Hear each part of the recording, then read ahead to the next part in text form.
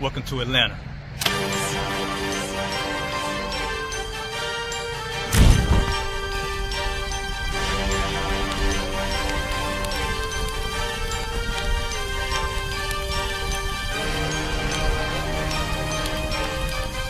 Price is Officer 5000, Jeremiah, the camp leader of Atlanta.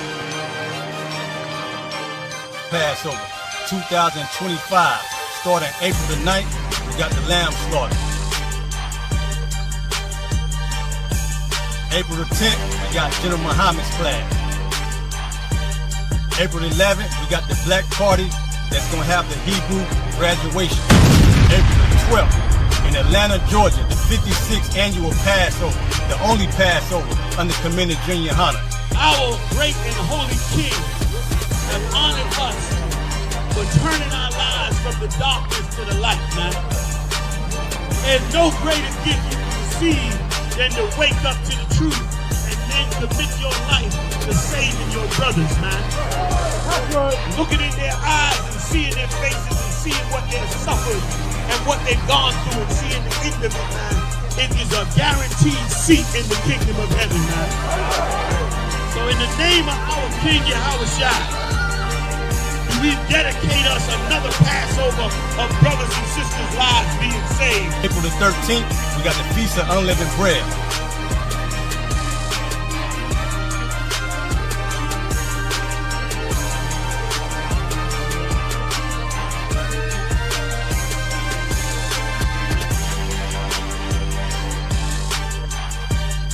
Shalom.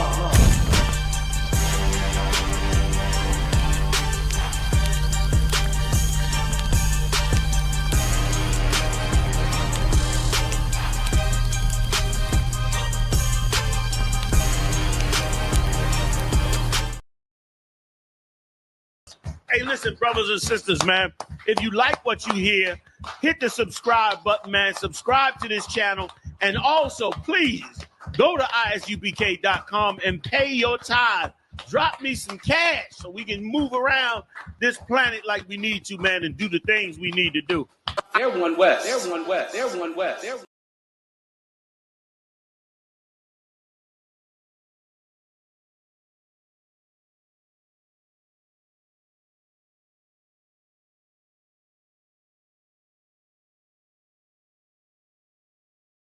Welcome to Atlanta.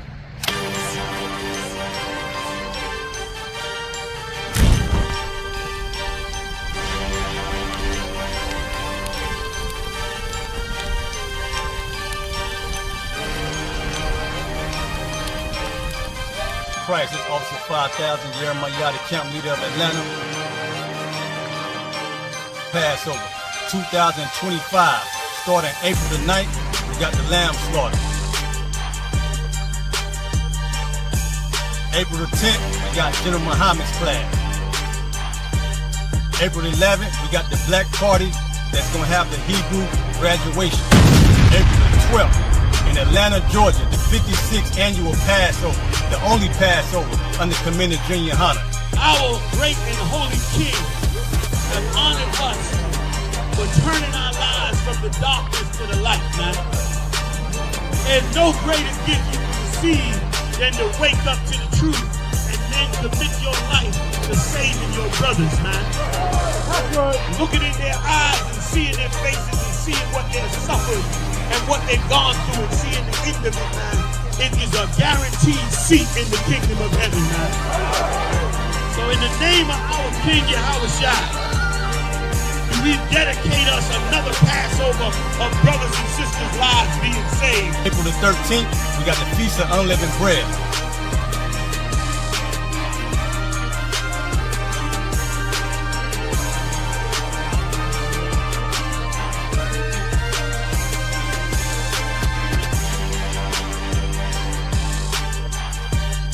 Shalom.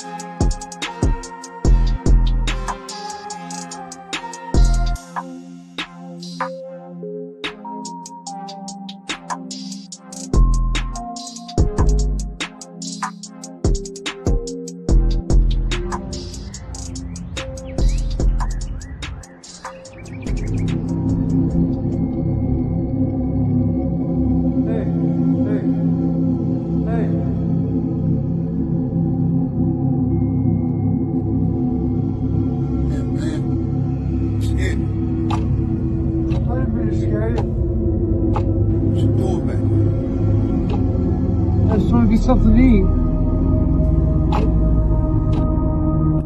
I got some change for you. Go on real quick.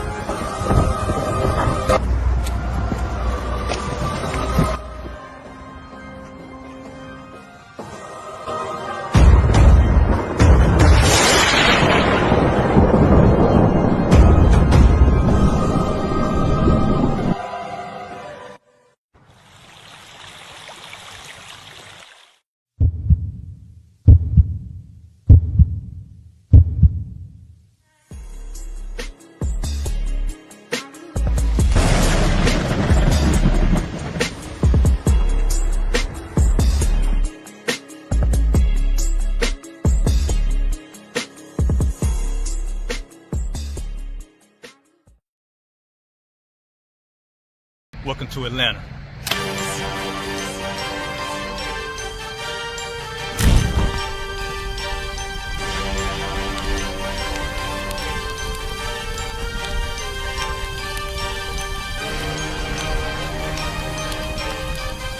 Price is Officer 5000, Jeremiah, the camp leader of Atlanta. Passover 2025, starting April the 9th, we got the lamb slaughter. April the 10th, we got General Muhammad's class. April the 11th, we got the black party that's gonna have the Hebrew graduation. April the 12th, in Atlanta, Georgia, the 56th annual Passover, the only Passover under Commander Junior Hunter. Our great and holy King has honored us for turning our lives from the darkness to the light, man. There's no greater gift you can receive than to wake up to the truth and then commit your life to saving your brothers, man. Looking in their eyes and seeing their faces and seeing what they've suffered and what they've gone through and seeing the end of it, man. It is a guaranteed seat in the kingdom of heaven, man. So in the name of our King Yahushua, we dedicate us another Passover of brothers and sisters' lives being saved. April the 13th, we got the Feast of Unleavened Bread.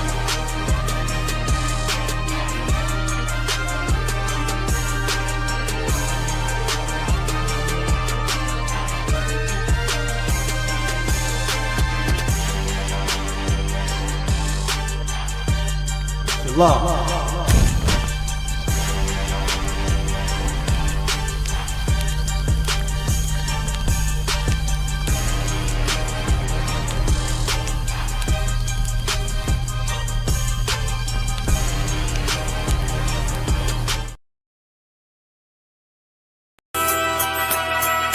Okay.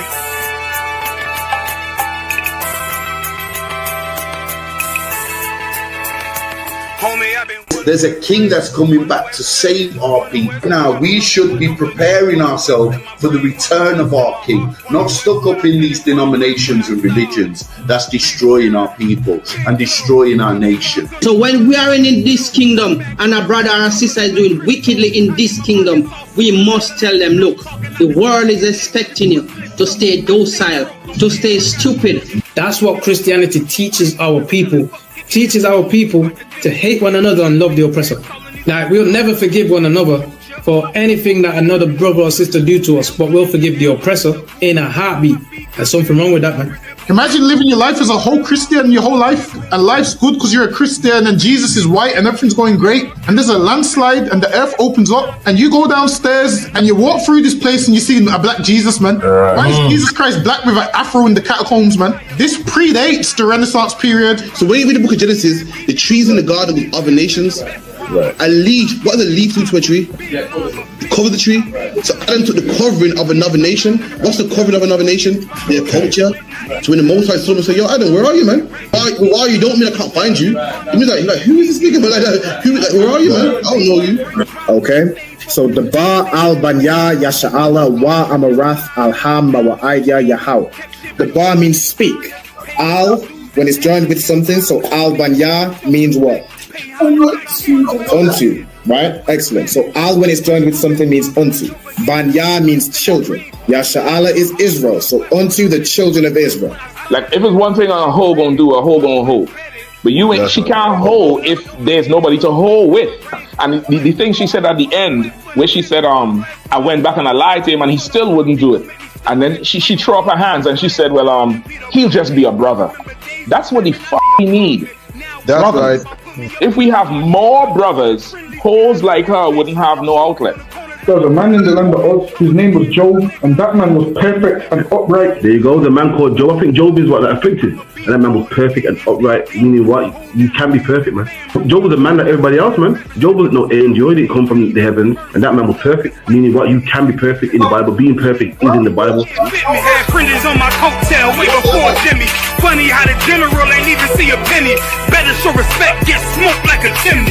Keep my name out your mouth, don't even think it. Send a real Smith that y'all know Jada Pinkett. Both ball heads, my grain a $1.50. Lost my man to the game, that pain that stuck with me. Had to find a cheat code to the street though, cause them niggas getting fouled, shoot you like a free throw.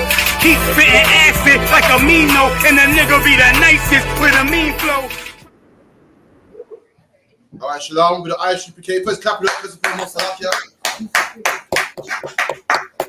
With the I.S.U.P.K. started out of 125th Street, Harlem, New York, under Commanding General Yohana. And from 1969, we've been teaching the truth that blacks, Hispanics, and Native Indians are the real Jews according to the Bible.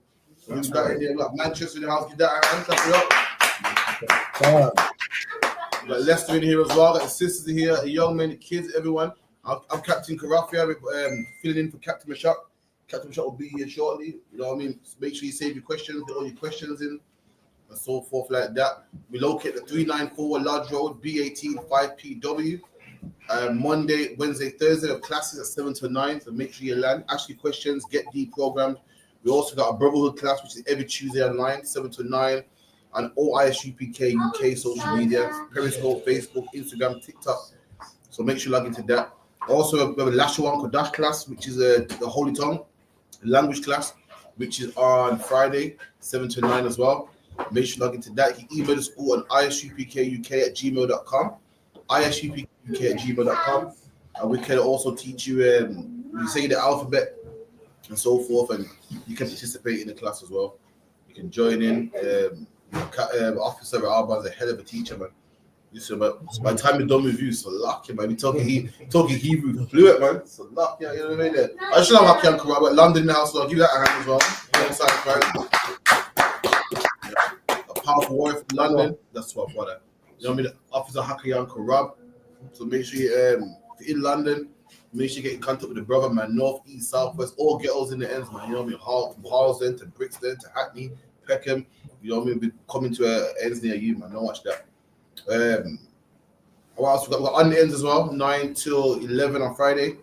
On the ends 9 to 11. Make sure you log into our podcast, which is on the ends. Hot topics in the black community. Make sure you log into that as well. And Root Time Revelation. I can forget, man. Root Time Revelation every Monday, every Thursday, 6 o'clock, 6 p.m. You know what I mean? Officer Alba himself. Make sure you get into that as well, man. Powerful as well, man. You ain't getting nowhere else. And the UPK also got loads of hot content, man. Facebook, Periscope, TikTok, Instagram. Make sure you got loads of hot content and content coming your way as well, man. So with that, any questions? Save your big questions for Captain Sharp. Any light ones when I can break down for you, let me know. Cool. So Lucky, if I could, Go on. I don't have a question, but I just recently brought on my show, right? The Church of England, you'll never guess, they have a new sexual abuse scandal. This time with the Bishop of Liverpool, who was accused of sexually assaulting and groping and forcefully kissing two women. Two women allege and accuse him. One of them is a bishop herself, of course, a female bishop.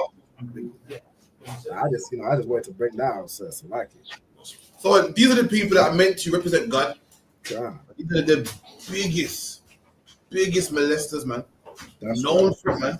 And it's all of them, the Muslim mosque, known for being, righteous and, circle your stone 7 times, going to Mecca. Meanwhile, they're known for molesting children, man. Known for it, man. That's right. You might never seen that show, How to Catch a Predator. God. You seen it? They were online. They were trapper, man. They were young girls saying, "Yeah, I'm 14, man. And yeah, look nice." And then the man will go to link the girl, but link the girl he thinks is linking, and they jump out and him. "Oi, we got you." It's always some Muslim man. Right. You see it, some fresh Muslim. The kind of Muslim you look at and go, "Wow, that's a man of God right there, man." You're the one that don't speak English. I go to mosque on a Friday. They speak the Arabic and everything. You might look at uncle over there, man. Yo. And this man down to molest boys, man. I seen one year, and he wanted to molest a boy picked me, and they caught him slipping on a relay Texas block. Oh, I can't even say it on live, man. This man was saying he likes to get his, yo, listen, man. And for him to say that, what would it mean? I've done it before. Yeah. Before, man. And the man come with chips. I come with chips. You know, when you link a girl, you bring a drink. my man come with chips, Him and the boy ready to, it is mine. Yeah, me and this boy gonna sit down the whole time and yam some chips, man. That's man. Someone get me a scripture, man. Is there any vile person like Esau, man? I think the Hebrews something like that.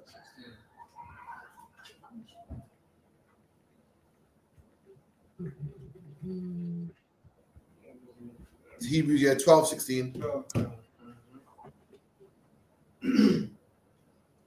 Hebrews chapter 12 and verse 16.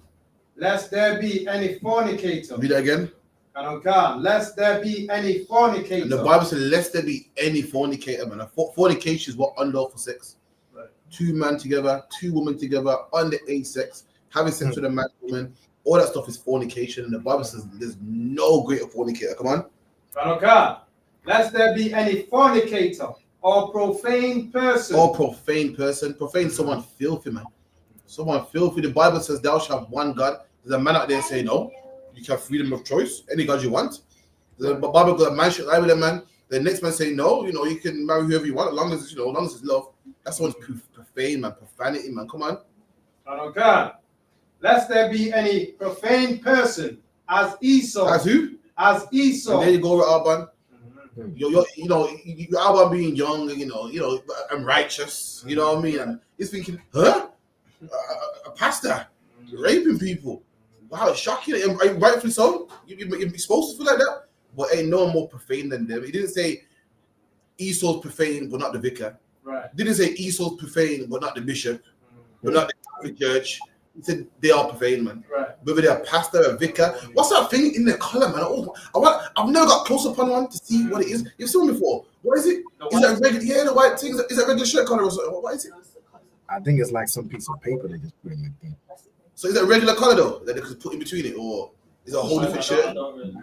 That's a white thing in between. Oh. Put it out. Okay, yeah, man. But don't let that strip fool you, man. So lucky, yeah. Exactly. They get hold of them boys that pull at that strip, man. They pull at that next up, man, and become the regular shirt. It becomes a party shirt, right, man. Be careful, man. But no, fornicate Esau.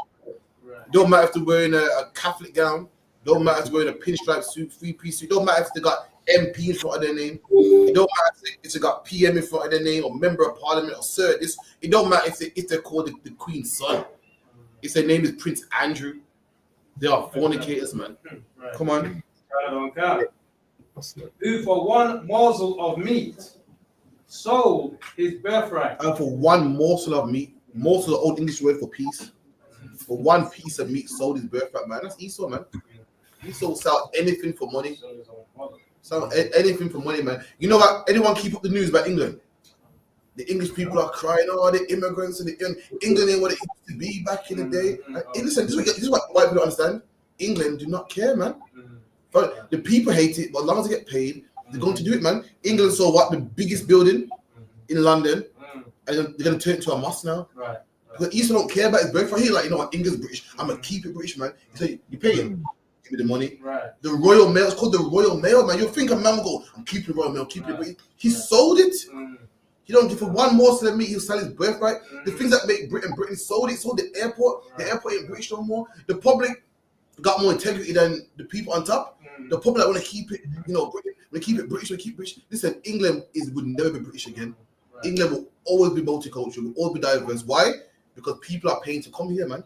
Students are paying to come here, and England will never turn away money. For one morsel of meat, for meat, they will give out their own birthright, man. Right. For money, they will sell the Royal Mail. For money, they will sell their own airport, man. For money, they sold. Hear about it in London. So the biggest building in London, and it's going to become a mosque. I heard about it. That's it, man. People want to keep it Britain and keep it British. So they actually sold it. So that's been sold, man. If you could have find it, I think the first mosque or something like that. So if you can't, that's too hard. Give me a quick read on that. Read on, please. For sure. 17. For ye know how that afterward, when he would have inherited the blessing. There you go. Esau sold his birthright for one morsel of meat, man. You don't care. We've been taught, black man. We've been told to act just like them. What growing up? What did they tell you, man? YOLO. You only live once. That is against the Bible, man. Right. We've been told you can't beat them, join them. We've been told, well, have all the fun while you can. That is satanic, man. That's right. That is according to the Bible. You're meant to have that integrity, man. According to the Bible, you're meant to die with your father's heritage, man. Die for your name. Die for what you believe in, man. Great men of the Bible died because they wouldn't eat pork. Right. Great men of the Bible lived so long, and the man in the Bible, they said to him, eat pork. He said, no, kill me. And they said, you know what? Don't eat pork. Eat regular clean meat, but act like it's pork. And he thought about it. They said, nah, I come too far for this, man. I can't go out of that. He said, listen, I can't have kids. Oh, you know, Crawford? Yeah, he died in pork. So I can't have my name out there. That's how we're supposed to live, man. Integrity. We taught today, well, you're gonna die anyway. Well, everyone dies. Well, you might as well try it, man. That is satanic black man, Hispanic man, Native Indian man. You meant to have integrity. Esau don't have that. Esau sell his mom just for money, man. Right. You meant to have some integrity, man. Like the other nations do. You can't go. You can't fly to Dubai on Norwegian Airlines. You can't fly to Dubai on British Airlines. You must fly Emirates, man. They're saying to come into our country, you gotta pay our what's it called? Currency. You gotta what's it called again? You gotta pay our airline, our pilots for money in our country. That's a man that loves his country. Esau, on the other hand, just where's the money at, man? And the public hate, and it's mad because the public want to hate, the public want to riot and hate the immigrants. So really, you want to riot against your own politicians, man. Right. They're the ones that don't care. Right. You know what? I say in America too. Let me tell you something about America. Listen, Trump would never get rid of Mexicans, man. Right. Why? Because Mexicans work cheap. Right. Mexicans work for cheap, and the people hate it, but the government love it, man. Right. That's right. They don't care. Listen, the fact that black people are in England shows how much they don't care. The public hated it, man, but the government's like, shit, these black men are coming here for free, man. Right. They come for cheap. White landlords hate black people so bad. Meanwhile, you did his houses. He was charging for a room. It was real. If you hate black people so much, said no, I ain't giving you nothing. I can make money after that, you know. Right. A 5-bedroom house for a white man, I have to charge for the whole house. For a black man, can charge you. That's how much you love money, man. Exactly. You really had integrity. You wouldn't give us none. But like, read it again for one more, Slammy. Okay. For one more, for you know how that afterwards, when he would select it. For you from the top, select it. One more, Slammy, you sold his birthright.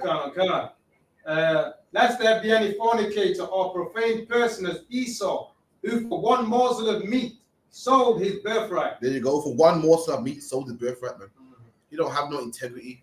You don't stand for nothing. You don't die for nothing, man. You know what I mean? Give me what you got, Alban. Come on, sir.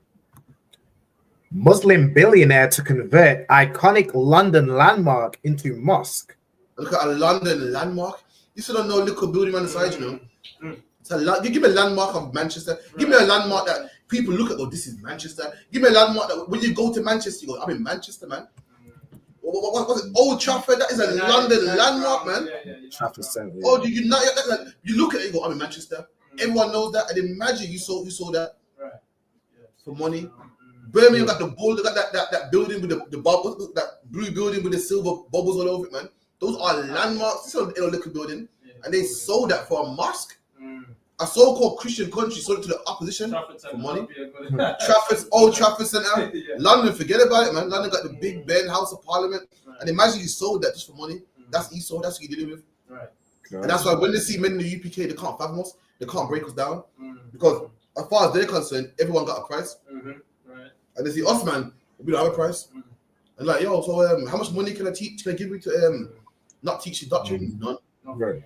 Right. Well, how about I scare you and threaten you with jail time? Well, come on then. Do it. That's right. Some people see us, go on then, and they can't get head around it. For what's wrong with these niggas, man? Them drug dealers, you know, I can punk them. I can buy them. I give them money. I can say this is 5 years. You better snitch. But these niggas here, what is it, man? Why could we work for the Lord, man? That's right. Let me tell you something. For men to work for the Lord, let me tell you something, man. Joe Muhammad says ages ago, and I never forget it, man. He said it beats me how people think they can intimidate a man that says the Lord, man. Are you aware that we do this for God? For God? So if we start for you, then that means you're greater than God. Let me get this right. Like, you're thinking too much of yourself. I'm out here on this road for God. Right. Teach you what I teach for God. And you're telling me you better stop. Or I'm going to kill you. You better stop or I'm going to get angry. I feel God more than you. So sorry, man. Right. I don't know who you think you are. I don't know who you think you are. Your own horn. I don't know who told you you're great. What's the lucky, man? I'm out here for a man way more powerful than you, man. That's right. That's right. You might go get your gun, man. We ain't scared, man. So lucky. Go on, Alban. Come on. It says, billionaire Asif Aziz has obtained permissions to convert part of London's iconic Trocadero building into a mosque and Islamic center. There you go. And did he steal it? Did he rob it? Did he take it off someone? No, they sold it to him for one morsel of meat, man. They sold an iconic building to a Muslim. The same people blowing up your country. The same people who you sent troops to Iraq to fight against. Right. That's England, man. Give me the one with the Royal Mail, and we'll move from here. Come. What did the Royal Mail do? I think Royal Mail got sold recently. Come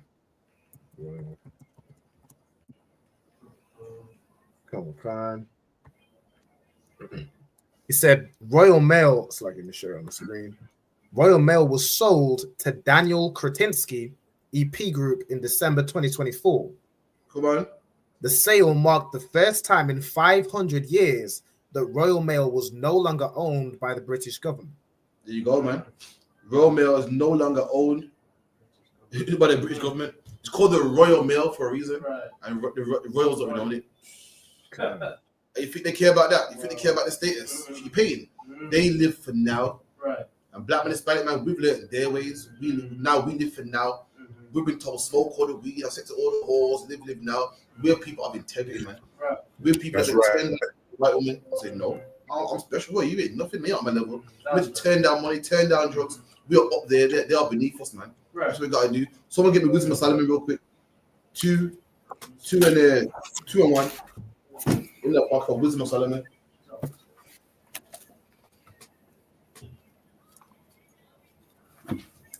And for too long, we've been in the church, the mosque. Wisdom of Solomon. We've been learning their ways. Well, you know one lives forever. You might as well have fun now, man. You might as well just do it now, man. You're meant to die with integrity, man. Right. You're meant to look in your obituary and read the records of you, man, and flick through the photo album. And who's that? My great granddad, you know. Right. What kind of man was he? Well, a good man, you know, stood his ground, you know. Never had sex with the next man. Right. Never had a white woman, man. Never this. That's it to be. Right. Go down. Your name is everything, man. Go down in history as a strong, upstanding man. Not no greedy bastard that eats anything and takes anything now, man. Come on. Wisdom of Solomon 2, verse 8. Let us crown ourselves. No, 2 and 1, 2 and 1, Baba Kashar. Salakia? Wisdom of Solomon 2 and 1, Baba Kashar. Salakia. Oh, Salakia, sir. Wisdom of Solomon 2, verse 1. For the ungodly said, reasoning with themselves. And this is what the ungodly say. This is what the ungodly say in their mind. This is how they think. When you reason with yourself, it's how you think. When you reason with yourself, no one else knows. Right. This is how the ungodly think. This is the ungodly thought process. This is how the white man thinks, the oppressors think, the rulers of this world. This is how they think. Come on. But not all right. Not all right. So this is how they think, but it's not right. That's right. This is how they think, but it's not righteous. Come on. Right. Our life is short. There you go. Our life is short. You only live once. You don't live for long. The average man got a 60-year, 60-year lifespan, man. Right. So I gotta get it in. I gotta eat the pork, crab, shrimp, lobster, sex with this, try the threesome, try it, this, try it, then try that. Then I sex with here and here, and they're gonna try it all because boy, you can't knock it till you try it, man. The Bible says otherwise, man. Right. The Bible says you're meant to live your life according to a strict code and hold on to it, man. Right. Hold on to the day you die, man. Go out with that good name, man. Go with that wonderful name, man. You know what I mean? Imagine a black man. I know a black man, yeah, and he holds on to it like, oh, that's how you know him, man. He said to me, I've never had a day of work in my life. I've never had a day of work in my life. Right. And he holds on to it like a treasure, like the white man's gonna give him you hold on to your integrity like how he holds on to that. That's right. I don't know why. Some reason not having a day off means, I'm a loyal servant to the white man. When he dies, the white man's gonna find another employee and replace him. But for some reason he thinks it makes him a good person. But guess what? You hold on to your integrity the same way how he holds on to being a good employee, man. Right. You know how he goes, I've never had a day off. And he talks about like the day off. He said, for not having a day off work, you don't get no bonus, right? No trophy, no. But hey, listen, I can't knock him. He wants to hold on to that trophy. Let him do it. The point I make is you hold on the same way how he's proud. You be proud just like that for never eating pork. That's right. You be proud just like that when Christmas comes around and you stand and you fight. You look your son in the eye, man. When he gives them puppy eyes and says something like doing Christmas this year. You hold on to that, man. You hold that like a trophy. I ain't do Christmas this year. You never, man. It was rough, The wife was on my case. The ex-wife was on my case. The son was saying, yo, Dad, I want a bike. Satan came at me, but boy, I didn't do it. You hold on to that rather than holding on to, I mean, working 20 years. I've never had a day off work, man. Okay, no sweat. Come on. Khan. And in the death of a man, there is no remedy. There you go. And there's no remedy. Remedy is a cure. There's no cure to death. We're all going to die. We're all going to die one day. Come on. Neither was there any man known to have returned from the grave. And there's no man that can come from the dead. There's no man that I know that died, then came back again. So you might as well do what you got to do. Because when you die, that's it, man. You're not going to come back and people asking you questions. Why did you do that? You're gone. You're done. It's over. It's finished, man. That's how they think. Come on. For we are born at all adventure. There you go. We're born at adventure. We're born to have fun, man. It's all there, man. This oppressor, the oppressor wants to just use the earth and abuse the earth. He doesn't even care about tomorrow. Chop down all the trees in the rainforest. Why? Why do they chop down all the trees in the rainforest? Get rich. Say again? Get rich. There you go, man. For one morsel of meat, man. He wants to chop down every tree in the rainforest so he can sell it for wood. He can sell it for paper. He can sell it for this. He got to have the biggest company. His company called Staples. We sell paper by the boxes. B&Q, we sell timberwood by the boxes. Right. He got the biggest one. Back in the day, people used to go fishing, man, and take out one fish, take out 5 for their family. Not him. He comes with his big ocean, big ship, and cleans the whole ocean. And then you see fish fingers on every supermarket. Right. Bird's eye, fish cake. What's the fish cake, the fish fingers, the battered fish on every supermarket. He can't live in moderation. You have to rape the whole sea, rub the whole sea. And we need these fish for the ocean, man. What about everybody else? But he don't care about that as long as he gets paid. Right. He don't care that the fact that we need the planet and we need the wood. As long as his paper company can make money, as long as his wood company can make money, as long as B&Q can keep functioning, as long as Home Bar can keep functioning, Home Depot can keep functioning, he don't give a damn. Come on. Right. Khan. And we shall be hereafter as though we've never been. There you go. And people are going to forget about us. We're going to be here like, wasn't it here? Who again? Who? So shit, we might as well get it in. Let's get it in, man. Let's get the fun, get all the money because we're going to be. Do you know your millionaire employees could pay you like £20 an hour and still be rich? Right. But why pay you £20 an hour when I can pay you 10? So even they are. I can pay you £20 an hour and still be rich, still be a millionaire. Right. But I'd rather pay you 10 and be a gazillionaire. That's the thing. It's horrible.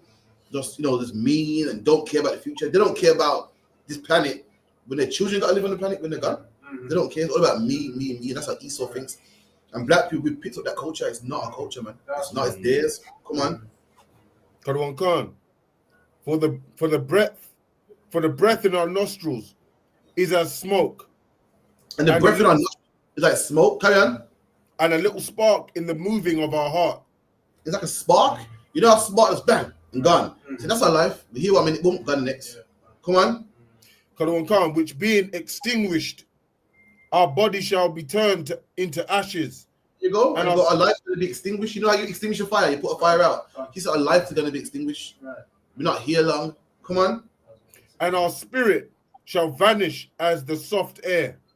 He said the wind comes. The wind's here. You ever saying gone with the wind? The wind comes and goes. Our spirit's going to be gone with the wind. Come on. And our name shall be forgotten in time. And there you go. Our name shall be forgotten in time. Time to compute and say, who? I.S.U.P.K and who? Come on. And no man shall have our works in remembrance. And no one's going to remember us. Come on. And our life shall pass away as a trace of a cloud. Come on. And shall be dispersed as a mist that is driven away with the beams of the sun and overcome with the heat thereof. Most High. All right, with that, we'll hand over to Priest and Prophet, captain of 13,000, Captain Mashap Mayar. Clap it up.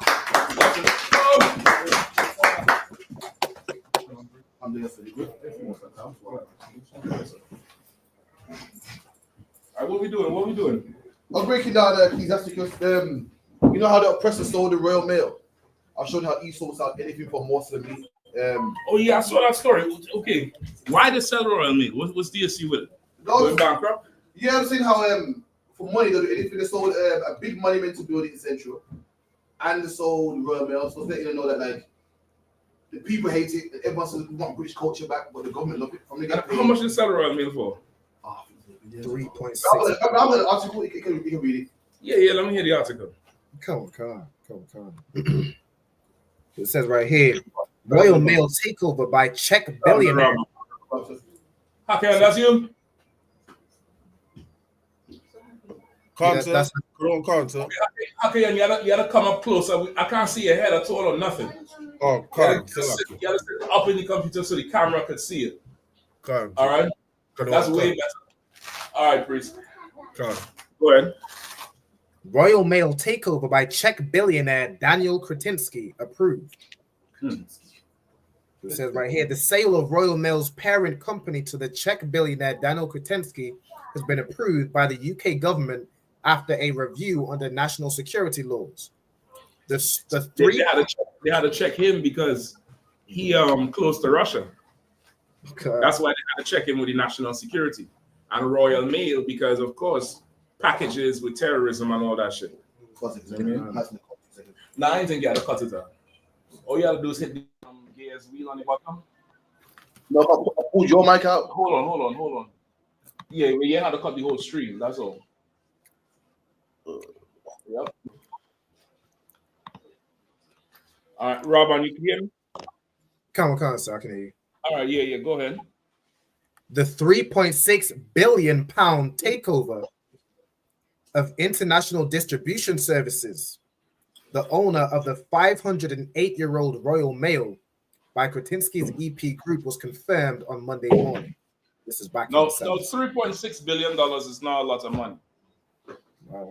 That's not a lot of money. Black people could have bought Royal Mail.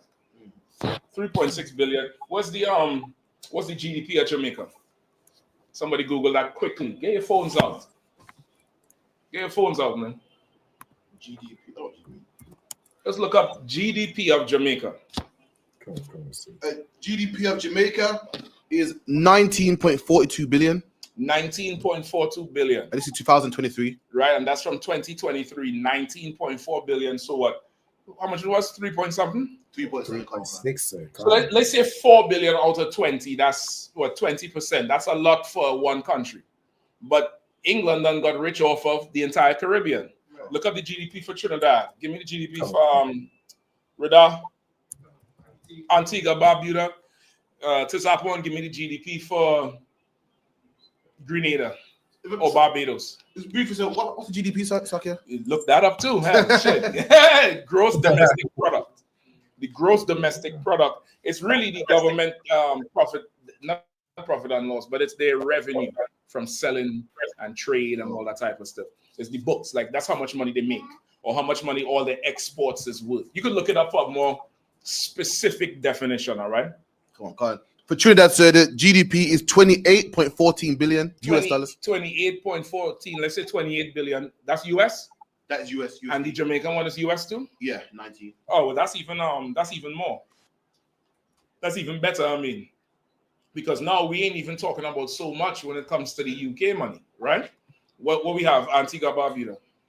2.33 billion US dollars. So Antigua GDP is equal to the price of damn near equal to the price of Royal Mail. Go ahead. No, sorry. Oh yeah. No, sorry, my bad. Come on. No sweat. Cizapon, what you got?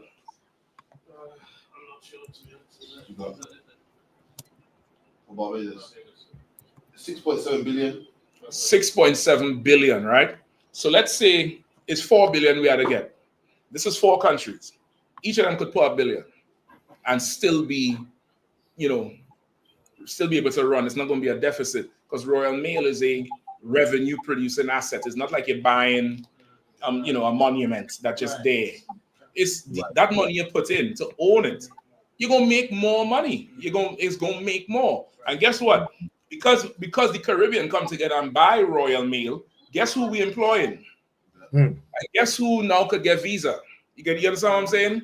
It still shows that we kind of like the Royal Mail is one business in the UK, and it's damn near some of these islands' revenue. So the oppressor, the thief, man, what it stole is crazy. Exactly. Now you see why they burned down the French embassy in Congo. You all saw that recently? Nah, Oh, brother, Rob, find it for me. There's a video out. They run in there like that was their grandmother's house out. They run in there like it was no problem. You know what I mean? It's the French embassy or some French song. What's this one here now? Oh, rum cream, God damn, y'all trying to introduce my boy. I appreciate it, the water. All right. Oh, Rob, I can pull it up for you in the meantime if you need to. Cool. Oh, there you go. Pull up that CNN one. CNN? Okay. Hold on, Cap. Just let the thing play, and then you could dismiss it. Yeah, they went and they burned that. Just like play for a second. They went and burned down that French embassy in the Congo Republic. All right. Okay.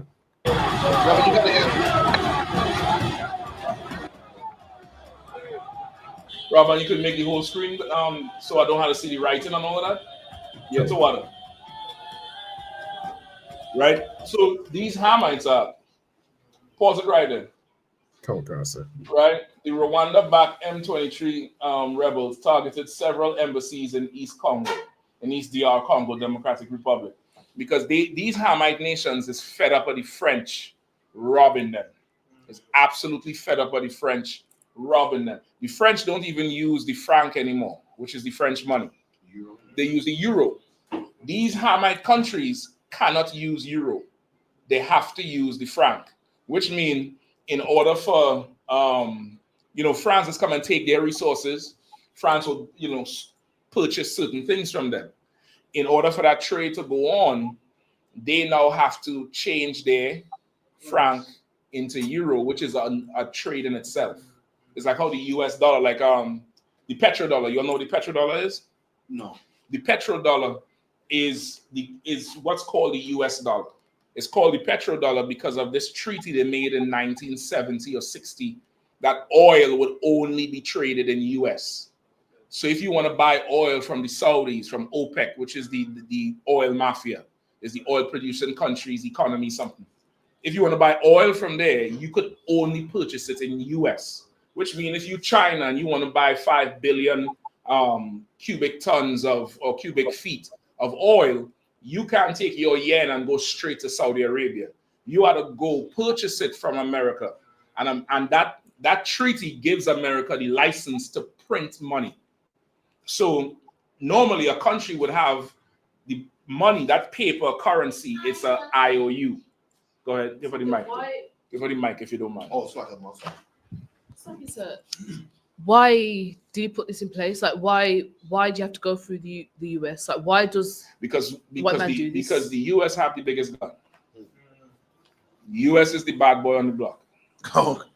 He is the extorter on the block. He is the one. If I'm living on this block and I have 10 big brothers and they're all 7 feet tall, and we don't have no money, but you come and open up a shop, you got to pay me a tax to do business on this block. Go somewhere else. I like it. You know why? Guess why? Tell me why. I'm coming to you. Could you give more revenue for black people in America? No. Nope. Go to that one. Yeah, so I think like when we're in power and we run the block, then they're gonna have to pay me. They pay That's us. it. Yeah. That's it.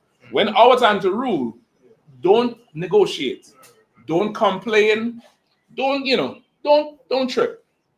Whatever is my going rate, pay me come.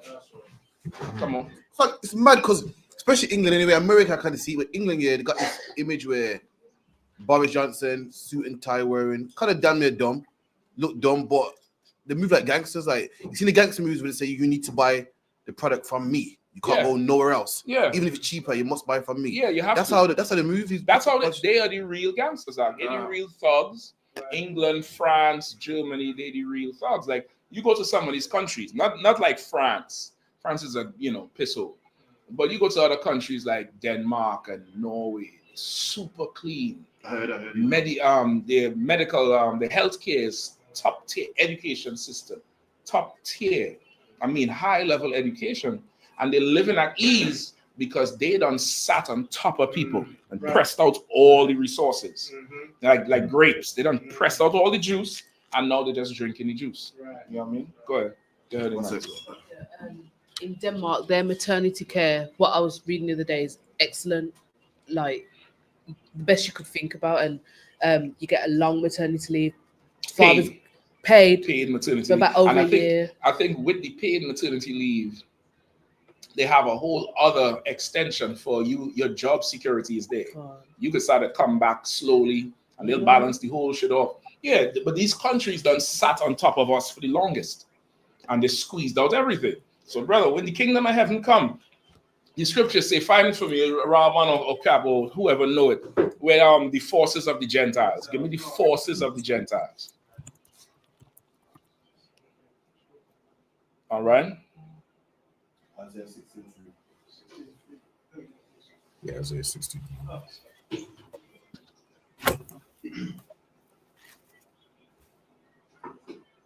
Cap, I'm sending you something, so I'm gonna need this up on the screen sometime in the class. All right. Book of Isaiah. It's like, so shall I read it? Go ahead. Book of Isaiah, chapter 16, verse 11. Therefore, thy gates shall be open continually. They shall not be shut day nor night. You say that thy gates, meaning our gates, will be open continually. They're talking about border control and border crisis. We're gonna have open borders. Our borders is going to be open only for certain things. Certain things could come through that gate. You get the point? Go ahead. Kind of what kind? That men may bring unto thee the forces of the Gentiles. Read it again from the top.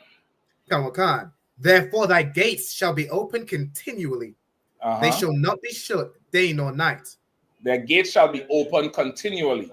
They shall not be shook day nor night. Right? They shall not be shut, Salaki, day nor night. Right? We're going to have plenty time to come and pay our tax. Plenty time. That money ain't going to stop walking. All right, go ahead. That men may bring unto thee the forces of the Gentiles. That men, I'm going to say men is talking about who? The heathen. Them. Those men. Them men, they're going to be able to bring unto us the forces of the Gentiles. And what's the forces of the Gentiles? Whatever is naturally occurring that we deem valuable in that time. I remember Jeremiah said he's going to make a currency out of chicken beaks and chicken toenails. He's going to make the heathens fight each other over chicken beaks. It's going to be a currency in the kingdom. Because look what they make us fight each other over. Nothing. pig, was it chickens? No, I'm talking about the money. Like the money is nothing. It's worthless. It's worthless, and we fight each other over it. Think about in the Caribbean. Shit. How much is what's the exchange rate from UK to Jamaica? No, I think UK to Trinidad is about $9 or $10. 10 Trinidad dollars to one pound. I think now it's like $195 to the pound, something like that. Like so about 200 Jamaican to the to the pound. Was it an Antigua Barbuda? The mic cap. You had to be stay on top of it with the mic. A pound is about $350. £350. No, £3. $3 EC dollars. So $3.50 It's is about something a pound. about it's about. So their money is way better than Trinidad and Jamaica money. You get the point? Now, Okay. how much is a loaf of bread in Jamaica? Look up how much. Somebody Google for me how much is Venezuelan money to the US pound. How much is a loaf of bread in Jamaica? Not sure now. Let's Google it. It says. Let's Google it. Go ahead. Come on, say it says a loaf of fresh white bread in Jamaica can cost between 220 and 544 Jamaican dollars, so local currency. Right. So a loaf of bread in Jamaica is about 2 pounds, but it's 500 and something for if you're living in Jamaica. What's the average weekly salary in Jamaica? All right, and look up what's the average weekly salary in Trinidad too. All right, and let's see. According to available data, the average weekly salary in Jamaica is approximately 53,000 Jamaican dollars. 53. Nah, that ain't the average weekly. That's the average for them politicians on them. Maybe not so much politician, but I'm talking about the average everyday Joe. If that's it, well, let's go with that. 53 grand, right? So you have a loaf of bread. It's not it. What was that? 53,000? 53,000 or 5,300? 53,000, sir. That's monthly or weekly? Yeah, it says weekly from what it says here, sir. No way. That's what I'm saying. No way. No way. It's like, yeah, give some stuff that. I'm in class now. You can call me back later. Or you can call me in about 2 hours. All right, call me in about 2 hours, all right? Give some stuff that. All right. Anyway, once you're there, just let me know. The point I'm making is they would make us fight over trash, over nothing.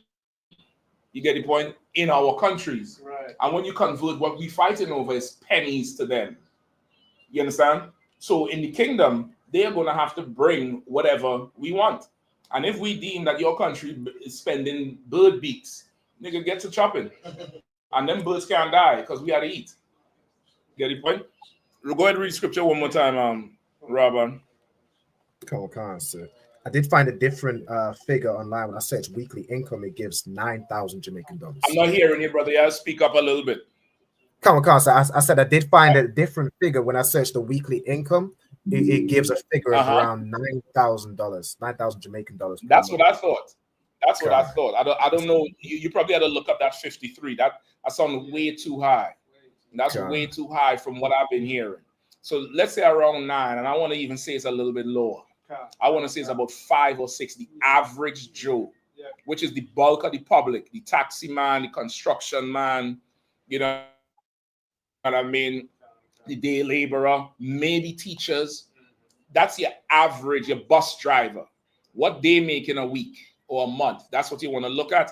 And when you look at it and you translate that thing out, it's, maybe 150, 200 pounds, maybe. And that's you can't live on that as a person. You can't. But we in our countries fighting each other for that. Meanwhile, that's throwaway money for them. You get the point? Right. So now these Hamite countries, you could put up the same video with the Hamite. Come on, sir. These Hamite countries, they fed up. They absolutely fed up of how France is done pimping them. So they went in there and they burned down that place. Keep going. Come on. You can play it?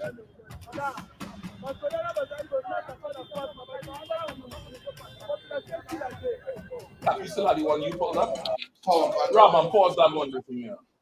Let's show you one that Karathia found. Cool get flagged though. Let's share that one over. So,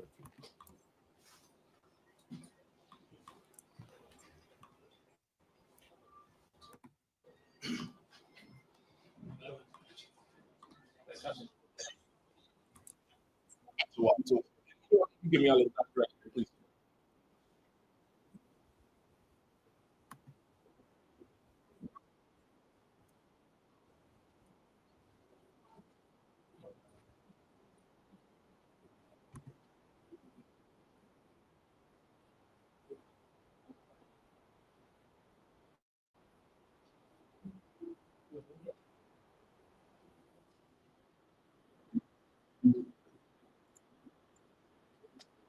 From the Democratic Republic of Congo. These are private military contractors. There are many of them that work in the Eastern Democratic Republic of Congo. They're from many European countries, and you see them getting received by Rwanda and the country saying that they have been rescued from the Eastern DRC. The East African Community, that is a regional bloc that the DRC is a member of. President Ruto of Kenya is the chair of that, was due to hold a virtual meeting, an emergency meeting, to try and figure out exactly what's happening here and to call for a ceasefire. The Southern African Development Corporation was also due to hold another emergency meeting tomorrow. President Samia Suluhu Hassan here of Tanzania is the chair of that. And some South African soldiers have been killed just in the last few days, at least 13 from South Africa, a soldier from Tanzania and from Malawi as well. These are all part of the international troops that are in the region to try and bring peace to it. That's the biggest escalation in this conflict that we have seen in quite some time. This powerful heater can... You could kill it there. Like these heathens are uprising all over because the oppressor, he done took them for bad for so long, and they've had enough of it. And they're watching how the West reacted to Gaza. Salakia, brother, you're killing me there. You're killing me, brother. Please.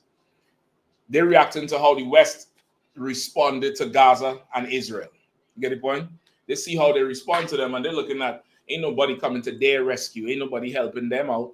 So they decide enough is enough, right? When you actually go and read up on all them Hamite countries that France is sitting over and not allowing them to spend the euro, and they're not allowing them to sell their own natural resources to other markets.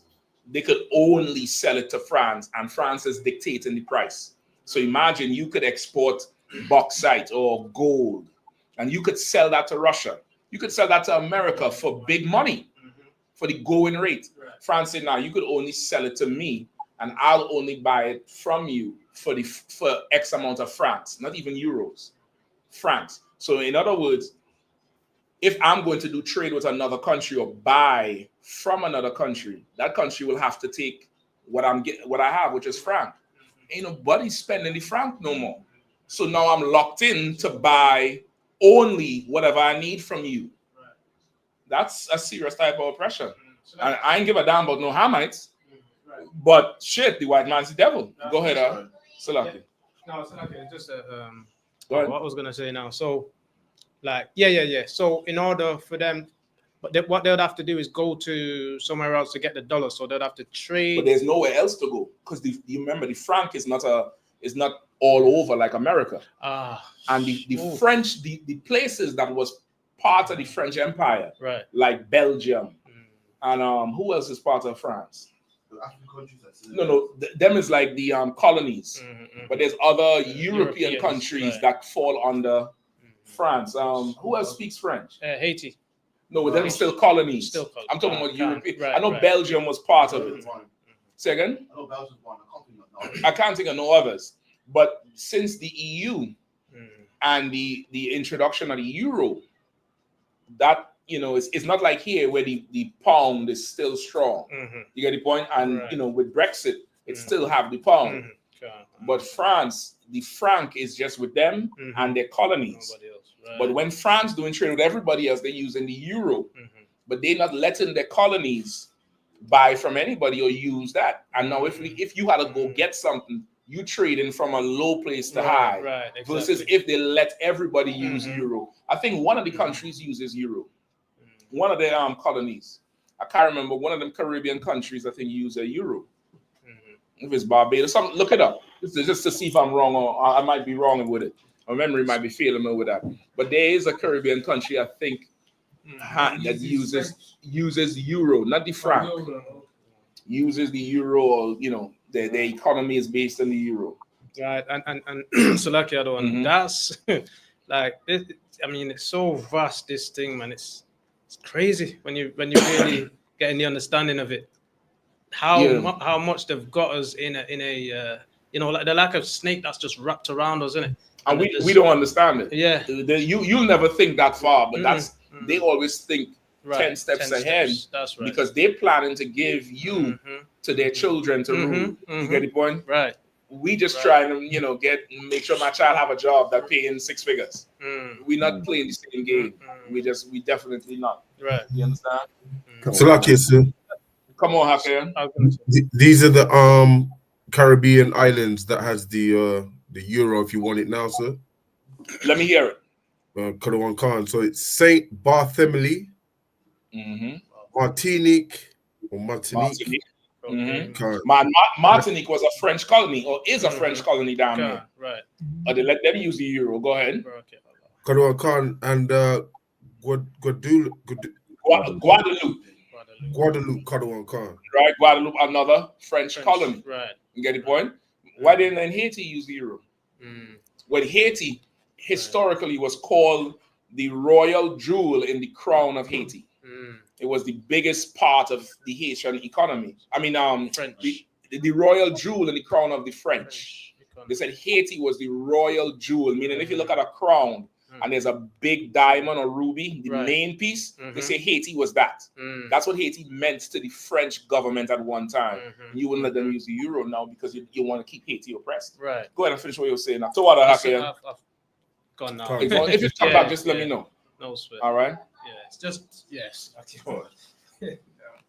All right. Good to go. It says I looked on this one. It says St. Martin as well. St. Martin. St. Martin. No, St. Martin is a huge tourist destination. That's like in the north corner, northeast corner down near the Caribbean. It's a huge tourist destination. So it could be that's why, right? Because of the amount of tourists come through there, U.S., British, and French. They speak French, don't they? That's where Terry Henry and them are from. I thought he was Martinique. Is it Martinique? It could be Martinique. But Saint Martin. No, I think they speak English, but it's a very huge tourist destination. It's like some Caribbean islands are just tourism, right? Saint Martin, Saint Lucia, Jamaica for sure, Virgin Islands, both British and US Virgin Islands, like those Tobago. That's tourism. You go in there to just beach, see the sand and that type of shit, like they're tourist destination. Bahamas. Not so much Barbados. Well, Barbados used to be very strong with it. Bermuda. I don't know if Bermuda still has it though. If Bermuda still has the attraction. All right. I was watching Jamaica, like they're building up some bridges in Jamaica from Fairfield to this place and that place, and the Chinese are doing it basically. Exactly. All the infrastructure now. It's going to be a toll road. It's in Montego Bay, this one, and I'm looking at the renovation because I left Jamaica years ago. You know, what I mean? So it's different. Yeah, whoa. It's a different place now. Yeah. And if you look at that Chinese deal, it's not a good deal. I think it's really a loan. Like the Chinese give Jamaica a loan, and in the loan is to develop the infrastructure. Exactly right. But I think I forget it. Somebody look it up. Robin, look it up for me. I think it's the promise to operate in Jamaica for tax free or some shit for the next X amount of years. Right. Like that's really what it is. It's an infrastructure development. It's like a development loan. And I think part of it is also that they could bring their Chinese workers. Right. If you notice, a lot of that construction, you got to have a union for the local to get hired. It's not local. Because if you do an infrastructure development in your country, it's only common sense that your own people benefit because they work in. They work, they're the workers. But imagine you doing an infrastructure development and the workers are being brought in. And the Chinese operate just like that. Like I remember when they was building the Chinese embassy in DC, it was trailers of them Chinese people out. That wasn't done by Americans. You get the point? They brought their own people to do the construction. Is it truly got a Chinese bus service in DC for Chinese people alone or something like that?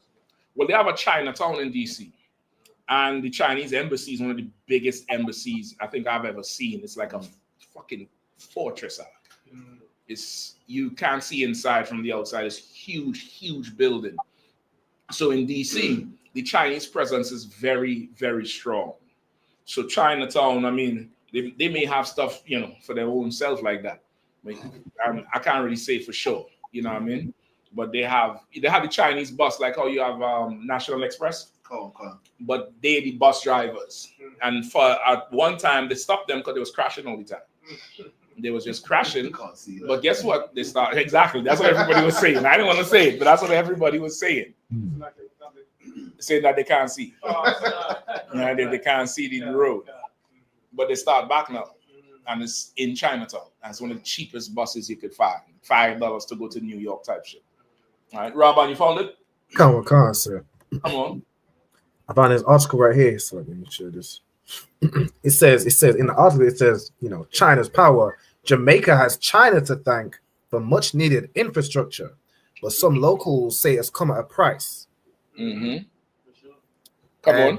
This image right here is some brothers who raise money on the side of a road so they can buy concrete and fix potholes. Tell me about the Chinese deal. That's what I wanted. The Chinese deal. Let's see right here. Construction of the North-South Highway started in earnest in 2013. The same year, Chinese President Xi Jinping announced his launch of the Belt and Road Initiative. It's a plan to invest hundreds of billions of dollars in infrastructure projects to increase the flow of goods, money, and people across much of the world, including the Caribbean. The North-South Highway, completed in 2016, was one of the first major infrastructure projects in Jamaica, financed and built by a Chinese state-owned company. And then, let me see. But the highway has left Jamaica with a $730 million debt to China, and the $32 toll for a 66-kilometer one-way trip collected by the Chinese developer means driving the highway isn't affordable for most Jamaicans. So the investment thing is really a loan, because if it is that Jamaica is in debt for how much trillion? 730 million, sir. 730 million. That's $750 million. Jamaica is in debt for, and on top of that, all the tolls is collected by China. You understand? And they're using the tourists that come, because the average Jamaican is not riding the toll road. It's too expensive. But for the tourists, Jamaican money is so devalued. You coming from any one of Esau's European countries, you could afford that toll road. That's what, $3, $4 for you? You know what I mean? $32 for the toll road. That's less than $1, because one pound is how much Jamaican? 250? £2. 190. About 200. So we're talking about 50p just to travel there, versus they paying that 32 for 6 kilometers. They're trying to siphon the money from the first world countries to China. And that's why China devalued their money since the 1990s or 80s. They devalued the dollar, their yen, so they could underbid. Meaning, when they go bid on a project, somebody from Germany or America bidding on the same project might tell you this is going to cost $5 million to build. China will say, I could do it for 500,000, because their money is so low. When that 500 change into yen is millions of dollars. And they did that for like 20 years. And they just got all the infrastructure contracts outside of North America on the West. That they in Venezuela, they in Puerto Rico, they in Brazil, they in the Caribbean islands. And imagine just skimming off the top for so long. And that's how they built all the missiles and they get their army. They had a long-term plan. You get the point? We don't have that. We don't even understand that. Go ahead, stop when you're going to say something. Come on. It's gone. Oh, come on. Yeah, that's how to write that down now. Go ahead. It's a shame, because like you bringing this stuff out, get me jealous, man. Like, you're talking how countries are trading and this and money and yen and stuff, and we just can't get off drugs, man. You know what I mean? We just fighting for a block that we don't own. It's just making me jealous. Meanwhile, people are, trading and making money and got all types of, contracts and fine prints. And the people, we don't even close shit. No, we ain't nowhere there. Like, okay, I'm coming down to the class tonight, and this Pakistani just nearly run into me and T-bone the damn car. We stop in the middle of the road. I'm looking at him. He thinking because he see a woman driving, he ain't see me in the front. He figure whatever. So I'm looking at him on the side, and okay, I'm looking at the car he's driving, and then I started to look at the other ones who's around, and I'm like, why is it they could drive those things? And they are into the business because of race. Because of racism, they will not come work for you. They will teach their children, just take this little bit of money for now, go work for Uncle so-and-so. Go work for Mr. Singh over there. Go work for Patel over there. And they will only do that amongst themselves. And now they all as a people live at a higher standard. Now that's in the Bible. They're doing it, but it's in the Bible. Pull it for me, please. Deuteronomy 28. Pull it exactly what I want there. They live a certain life because of the racism. And we live a certain life because we interpret racism only one way, because we've been on the end of racial discrimination. We never want to be racist. We never want to say, well, this is only for us alone. You get the point? We never want to just keep this for us alone. We want to teach Colibuds how to sing. We want to let the Marleys sing music. We want to teach everybody how to dance. We want to do music, do all our natural stuff with everybody else. And they will never do that with us. They will never allow us. And who have it? The stranger that is among me. Go ahead. Deuteronomy 28:43. The stranger that is within thee shall come up the stranger that is within thee shall get up above thee very high. The stranger that is within you. All these Asians in the UK and the Chinese in Jamaica, they are strangers. Right. They are strangers. They're not natural to the land, like the Boricua or the Taino Indian or the tribe of Benjamin that came down there. They're not natural to the land. They ain't been there for forever and slaving and toiling and bleeding on the land. They came later. The East Indians came later. And when they came, they were strangers. That's right. They were strangers to the tribes of Benjamin and the Taino Indian and the tribe of Asher, right? Which is your Carib and the Arawaks is all of them, right? The Carib and the Arawaks is sub-tribes, like sub clans among the Taino and Asher, right? So they came as strangers, and they came, not as powerless as us, but nowhere close to what they are today. That's right. They were actually rejects from their own countries. That's right. From Asia, from India. They were the criminals of society. You get the point? They were the criminals of the society. They were the ones who was rejected from the society, facing jail time. Right. And they came to the Caribbean and came to certain parts of South America. And they was able in a short space of time, 50 to 100 years, was able to just rule everything and rise up above us, not just high, but very high. Right. That's our life. That's our life. So you want that to change, you don't have to go build a Fortune 500 company. You don't have to go and get millions of dollars to change your people. You want that to change, get your people to stop sinning. Right. Get your people to forget Christianity, forget Rastafarianism, forget Islam, forget Buddhism, forget everything else, and obey God's laws. And overnight, all their riches will be yours. Right. All their riches will be yours. They will serve you. They will give you from them, or else they will perish. You get the point? Right. Go. You have something else to say? So like the other one. Yeah. Just like when the East Indians came, they got a wages. Like when they came, they got paid. Whereas we made an agreement with the oppressors, and then they came over. And they're getting a wage, whereas we didn't get no wages. Exactly. And not only, go ahead, Cap.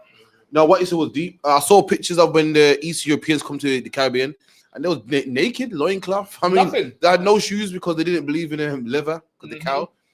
Yeah, look now, the only if you could find that in the writings, brother. The other night, I can't remember where. I think it was coming back from Leicester, and I'm just looking at these heathens walking around, and they have the the Beats and the AirPod, and they had the Scully, and they had the Nike Tech, and the Air Max, and I'm like, look at you trying to be a damn nigga. Where's the sari and the sandals and shit? Where's the loincloth? I thought you was proud to be a Muslim and an Eastern and a Hindu. Why are you trying to look like? And brother, I need that in my life. Like they didn't believe in killing the cow for the leather, so they would walk barefoot. Why not walking barefoot now? Huh? When the cow ain't sacred no more, huh? Not only did they get paid, part of their contract was land. Part of their contract was land. Good night. These is indentured laborers. And right now, that one in the bottom, in the front, in the middle, with the square jaw, looking like the Indian Superman. Him, he's mad. He's upset. And he will make sure he stays on top of us. You'll see that on his face. That's them, and they rule over us now. They trading in billions now. They move in cars. They move in all kind of stuff in the Caribbean islands. And it's because we can't give up being Christian. We can't give up being Muslim. We can't give up following them. We don't want to follow them no more. All right? Go ahead, Al. Yeah, they run like the you know what, stores that sell furnitures and all that stuff. That's what they run in the Caribbean, like in Jamaica now. Yeah, they run the all trade. them stores, yeah. Like just like France. If them Congolese want something, it had to come from France. It had to come from Marseille or Lyon. You know what I mean? It had to come from somewhere in France. So now if you in the Caribbean islands and you want a table, you have to go by Matalan or Sings or Patel or Ramkissoons or Mirage. You know what I mean? And these is names of stores, I'm telling you, in the Caribbean. Everybody know it. Or Chang's Grocery, right? Chin Supermarket. That's who you had to go buy from, and that's in the Bible too. Give me that. Give me that. All right, because tonight's class, we're going to teach the Christians something. They don't know nothing about life or Christ. All right? Rahman, was there any questions or are we good? We too up, sir. No questions in the chat. No sweat. I think we're going to be back up on that YouTube next week. You all have no fear. We're going to be back up on that UK YouTube next week, all right? Come on. Deuteronomy 28, verse 44. He shall lend to thee, and thou shalt not lend to him. He shall be the head, and thou shalt be the tail. That's not the one I want. Come on. In want of all things. Okay.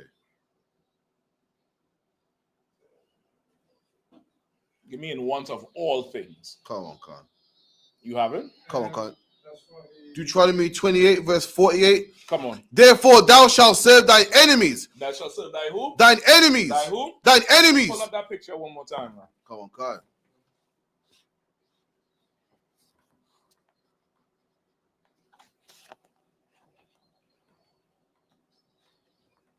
Whenever you find it, just read it, all right? I got it, sir. Come on, Khan.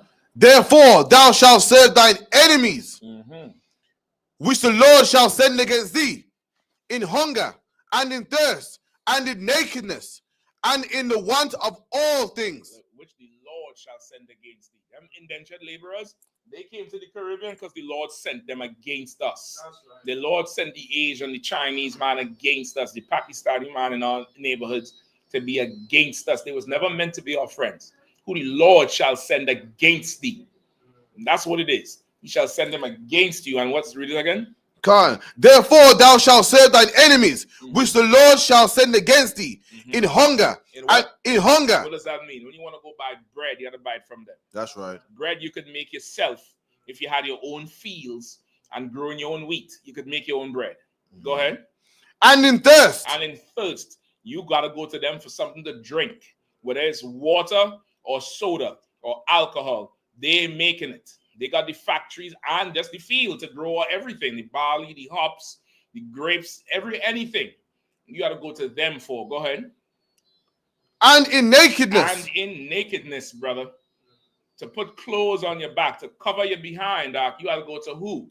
Versace, Calvin Klein, Levi, Tommy Hilfiger. These is actual names. They're not even making up names. It's not like even, you have some brand name Blackstone or something. These people names you're wearing.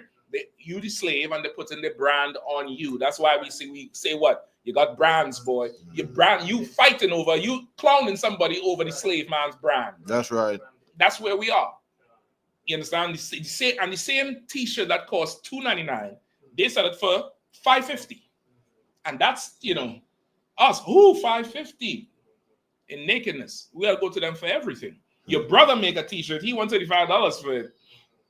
Not worth it. This ain't no Versace. No shit, nigga. Go ahead. And in the want of all things. And in the want of all things. That's our life here. That's our life in the Caribbean. For everything that we want, we have to go to them for. When we could go to our Father and He provided, and how will He provide it? He'll send us against them. That's right. That's all. We'll be in their neighborhoods and they'll just be buying everything from us. They'll just be giving us all the money. We ain't had to do nothing to them. They don't have to do anything to us now. But when you go to the store, it's them. You go to Tesco, you go to Asda, you go to all these. Who own it? Them. They own everything. You get the point? Come on. Are we good with that? All right, let's rock. Give me any more. Was there a question you was breaking down, or that was it? That was it, sir. That was it. All right, no sweat. If there's no more questions in the class, go ahead. I've got one question in 66. Let's see if I can get an understanding of Isaiah 66. It's between 5 and 8. This one has Isaiah 6 and 6. 66 verse Go ahead. Between 5 and 8. I got it here. Can. Isaiah chapter 66 and verse 5. Hear the word of the Lord. 66, hear the word of the Lord, ye that tremble at his word, your brethren that hate you, that cast you out for my name's sake, said the Lord, be glorified. It's lucky. Let me go. Your brethren that hate you. What's going on, Kwan? Your brethren that hate you, Go ahead. that cast you out for Isaiah 66, other one, and 5. 66. Okay. I only hear 6 to 6. God damn. 66 and what? 66 and 5. And 5. Yeah, just between 5 and 8, and then the last bit I want to talk a bit more understanding on as well. 24. So hear the word of the Lord, ye that tremble at his word. Your brethren that hated you, that cast you out for my name's sake, said, let the Lord be glorified. Hold on, man.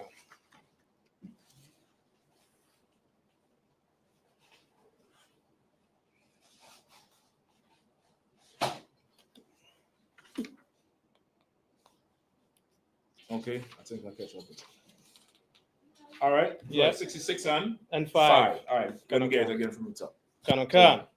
Hear the word of the Lord, ye that tremble at his word. Go ahead.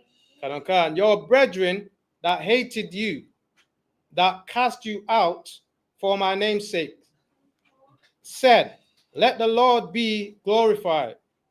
But he shall appear to your joy, and they shall be ashamed. So is that talking about the oppressors? I might need some context on this. This one is not drawing any memory from me. Read from verse 1. Thus says the Lord, the heavens is my throne, and the earth is my footstool. Go ahead. Where is the house that ye built unto me? And where is the place of my rest? Right. So of course, you could use this for the church. This is a precept for the church. For everybody who build in some church and say the Lord is there, the Lord is there. Like, the Lord ain't in the church. That's right. He's not in the building. Right. He's not in that building that they're building. The kingdom of heaven is within you. Right. You get the point? Go ahead. For all those things has mine hand made, and all those things have been, says the Lord. But to this man will I look even to him that is poor and of a contrite spirit. Contrite. Contrite spirit. And trembleth at my word. Right. So he's saying, like how the Christians and the Muslims, they put the Lord in a house. The Hindus do it too, where they build a little hut in the bottom of the flags on the side of the house for their God. Right? He's saying, the heaven is my throne, the earth is my footstool. So imagine a man sitting somewhere and his foot stretches and rests on the earth. He's saying, I'm too big for all of that shit you're talking about. There's no building you could build to house me. Right. He said, furthermore, all these things my hand made. I made that shit. So who you think you are making some shit to house me? Nigga, I made the shit you made. You think you made. Right. Right? Say the Lord, but to this man I will look. He said, no, but you making those things because you want me to look at you. But this is who I will look at. You understand? The Christians, they make a big old church, massive mega church, and Muslims build a whole mosque 5 blocks long and put gold in it and all kind of shit because they want the Lord to look at them and be like, look, Lord, look at what I did for you. He said, I don't give a shit about none of that shit. The cement you make, I make the sand that you use. Yeah, I make the trees you cut down to make the wooden floor, the pews. I put the tree in the ground. Right. He said, I ain't looking at that. But unto this man will I look. That's right. This is and I'm about to tell you who I actually notice it. Keep going. He that killeth an ox. No, Salakia. But to this man will I look. Read again. But to this man will I look, even to him that is poor. That is poor, right? I can't look at you because you got money to build a huge building that nobody lives in, and you wouldn't let nobody live in. Right. You get the point? Let the poor man all the homeless people, they could be in that church. Yeah. You could make the church a homeless shelter from Sunday night till Saturday morning, and pay them to clean it and put it back together for Sunday mass. Right. And that's how it's running. You wouldn't even let people live in there. So I would look to the man that's poor because you're rich. You got money to comfort you.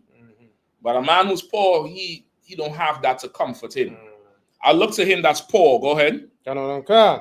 And of a contrite spirit. And of a contrite spirit. What does that mean? Right. You got the mic? Yeah, what does that mean? Like a upstanding spirit, like a righteous spirit. Look it up. That's not what it means. Contrite.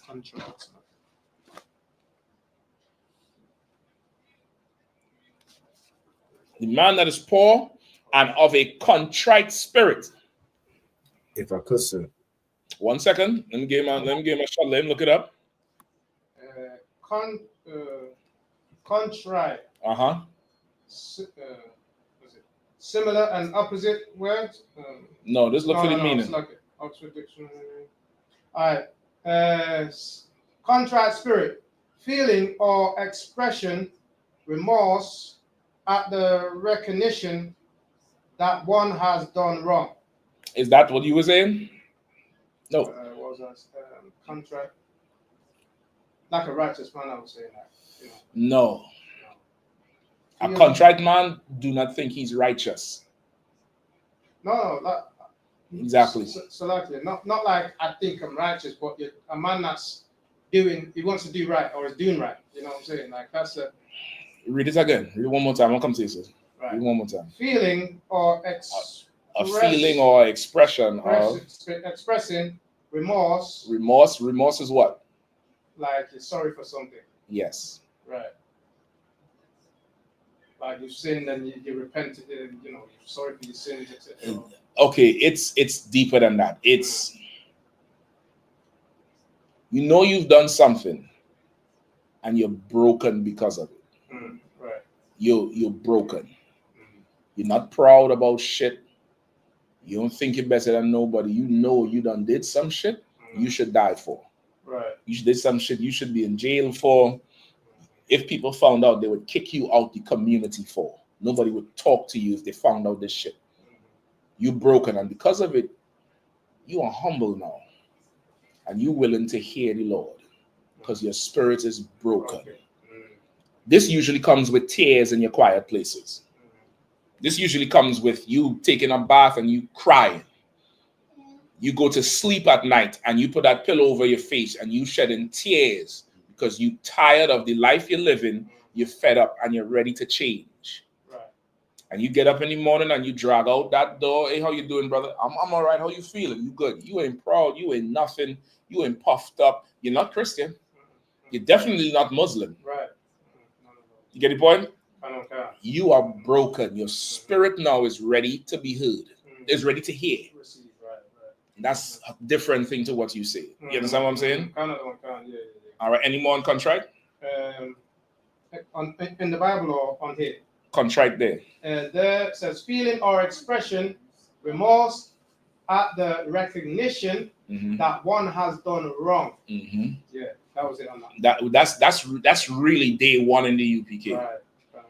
You come to the UPK, you start hearing things that you did not know was off. And there's two types of people. What's the two types? I think one's a proud nigga, like, well, so I'm born this way, and another man's the man like, really? Shit, I gotta change, man. I'm disgusting. I can't believe that's me. Can't believe that's me. And the other person is just like, you know, I was born doing this. That's how I am. What you want me to do? Change? It's two types. And even with the second type, there's still two types. There's a man who will recognize, damn, I did this shit, I'm wrong. Let me come and get right. And then there's a man who will hear it, did this shit, I'm wrong. I could never come back there. I'm too wrong. I'm too wrong. That's when Satan starts talking to you. That's that demon Asmodeus in the Bible. Come and start talking to you and make sure you never come back. Because now, if you come back, that demon has nowhere to live. Right. You've been housing that demon for ever so long. And he'll be damned. Imagine somebody trying to kick you out of your house. You going to court. You're going to fight the landlord over his damn house.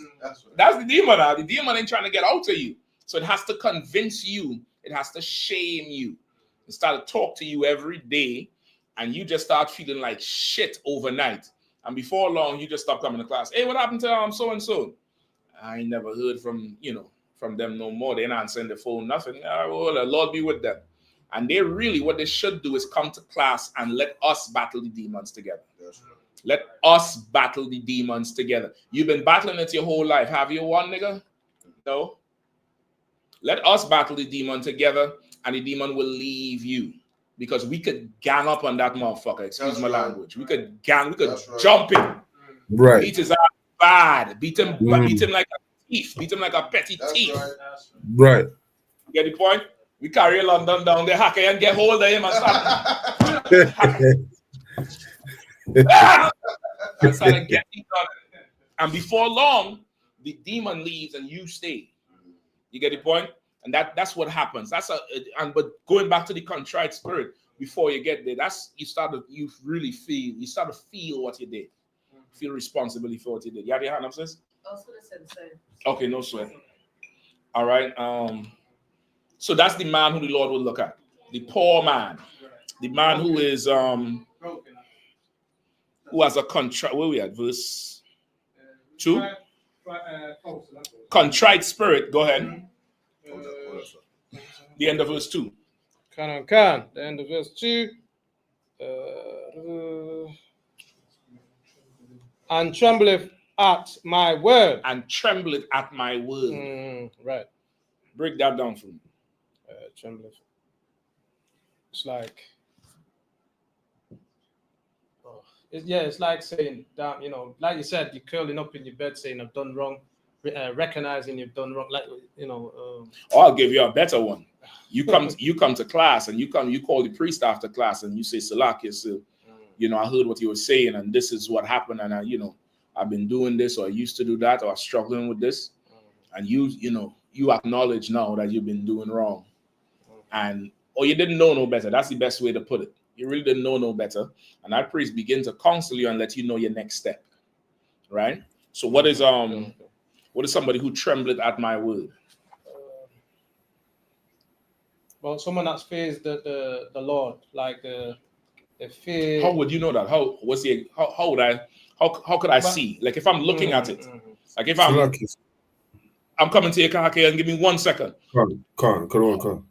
If I'm looking on and somebody, and you know, what would I see for somebody who trembleth at the Lord's word? So once there's, you know, the script, you know, the laws have been broken down to you then, or the laws, you're hearing the word of the Lord, the laws, right? What you have been doing wrong, and you're broken. So therefore now you realize how wrong you've been, or how wicked you've been, so to speak. So now you fear the Lord, or the punishments of the Lord. So you fear the Lord don't come down and beat you? Not like that, no. But so like, yeah, I'd make it understand. That is the Lord that's been, not say plaguing you, but the Lord's been punishing you basically for the wrongs that you've been doing. That's true, but okay, it's not tangible. It's not practical. You're not really explaining to me why I should come into the truth. You're not explaining to me what a man who trembles at my word. What does that mean?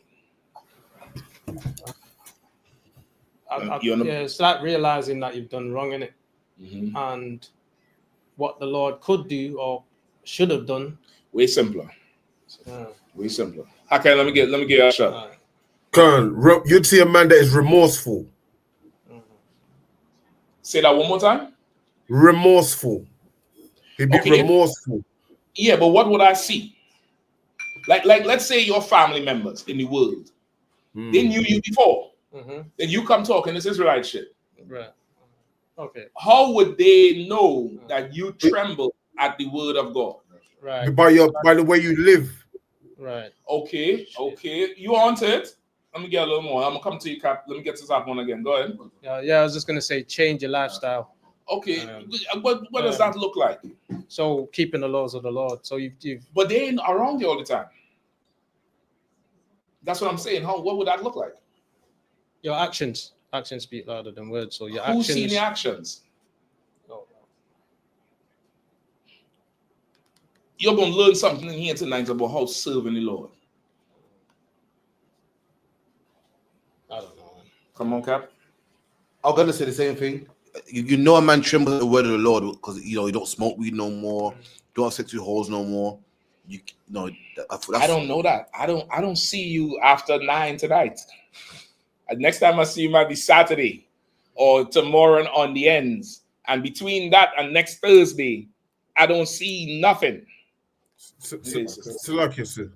I'll come and tell you happy. Could it be that he don't do those things and he also tells you not to do those things again? Say that one more time. So a man that trembles at the voice of the Lord, he doesn't do it, but he also tells other people not to do it. Okay, you're not haunted, but you're close. You're in the neighborhood. Hakayan? Other people, his reputation has changed.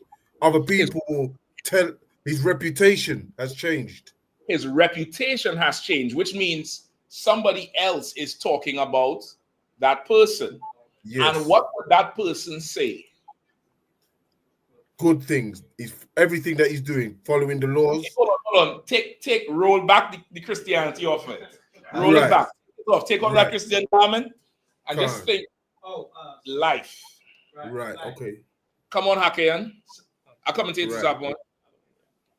No, you on it. It's just your wording. And that's what kind of trips people up. You need a minute? You want me to come back to you?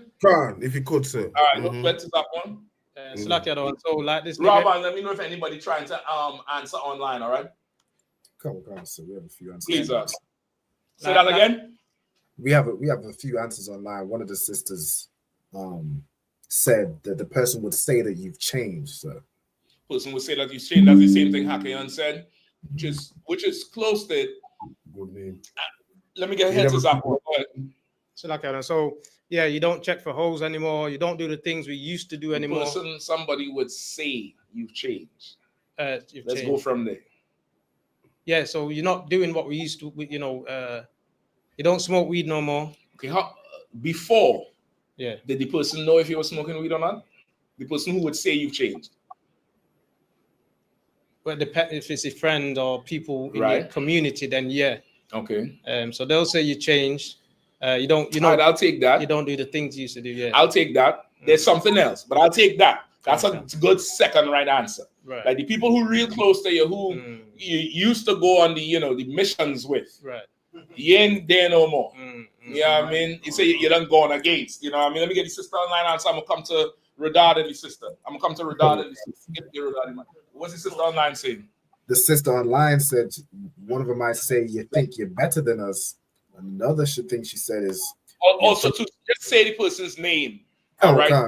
Take note of who's online. Go ahead. Okay, so the online her name is Shebrew Banyamyan. She put, All right. You've joined a cult. You've joined a cult. That's what they'll start saying. You've joined a cult. Now, we're walking down the road now. Go ahead, Radha. I'd say people would say he's moving straight, he's moving different, he's moving different, he's moving strange. You know what I mean? Racist. He's not doing nothing wrong, but he's just moving strange. He's not doing stuff what we normally know him to do. But We're walking down the road now. We're walking down the road. We see in the house. He ain't there. All right, that was it. You close with it. Come on, sis. I think it's been said no more. I think that's we don't see him no more. Where is he? He's not about. Well, that's the same thing they say. So okay, now let's walk down the road with it. Before, you would be part of the missions. Were they gonna get high? Were they going for whores? If you sisters going on a girls trip somewhere with some niggas in some room, whatever it is. Who are you listening to at that point?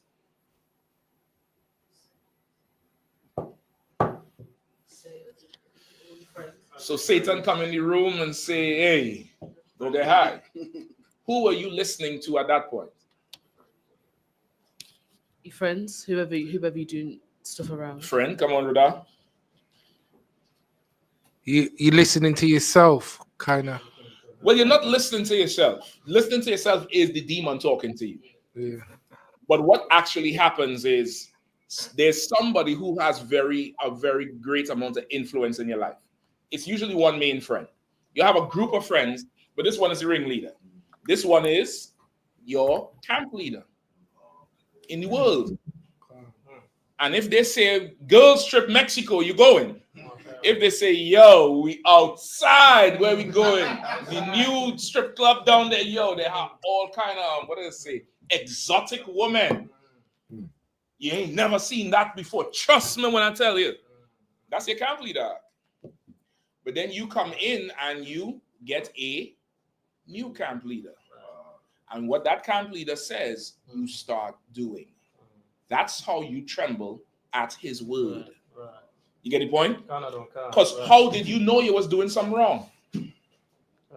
You came to class, and 9 out of 10 times, your camp leader or some officer over you broke something down, and you realize, hold up. You see it all the time. Brothers or sisters be like, hold on. So I used to do X, Y, Z. That's not sinning though, right? But I ain't doing this. And then well, what does the scripture say? Yeah, but you start learning from somebody here. How do I know you tremble at the word of the Lord? When somebody here says something, I'm seeing you do it.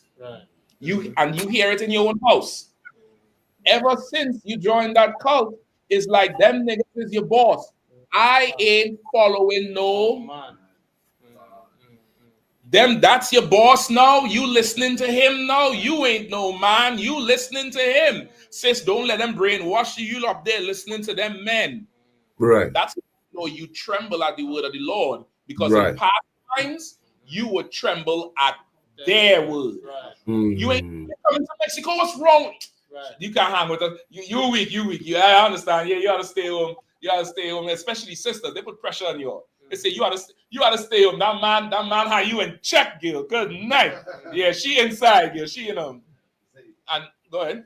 You'll just be a brother. Yeah, listen. You get the point? No, you trembling at their word. No, you feeling that type of way based on what they say. When your self-esteem has to come from here. Your self-esteem has to come from the Lord. And coming from the Lord is coming from a man of the Lord. Just like if you vow a vow, you can't promise the Lord something in your bedroom. Lord, I promise you. You have to come before a priest. And you have to stand and make your vow there. So now a priest has heard it. That means the Lord heard it. You get the point? So now somebody who trembles at the Lord's word, You come in here, you trying to change your life, you call, hey, this is what's going on. Yeah, I'm struggling with this shit. I can't handle it. All right, this is what you do. You call me every time. This is what you do, sis. You give me a call. I want you to, this is what I need you to do. I need all them short skirts, bring them to the school. I got something for you. What you don't know is I have gas and matches for that shit. And I'm going to hand you the bottle and let you know. Go ahead and light it up. And what will happen? You leave. I know you don't tremble at the word of the Lord. That's right. I know you don't. That's right. It doesn't matter to you. It's too hard. It's too difficult. You get the point? It's too difficult. Hey, brother, you ought to let go of them friends, man. Them friends that you have, you think is your homie, that ain't your homie. That's my dog, something. You say, all right, well, listen, I'll see you tomorrow. And tonight you go call the homie up. And you and him light up a long one. And so you believe me to tell me to not hang with you no more, right? And yeah, what else they say? And your homie is listening to you, and you talking to your homie, and you're bonding over this shit. And he leaves you, and you leave us. That's that. That's that thing.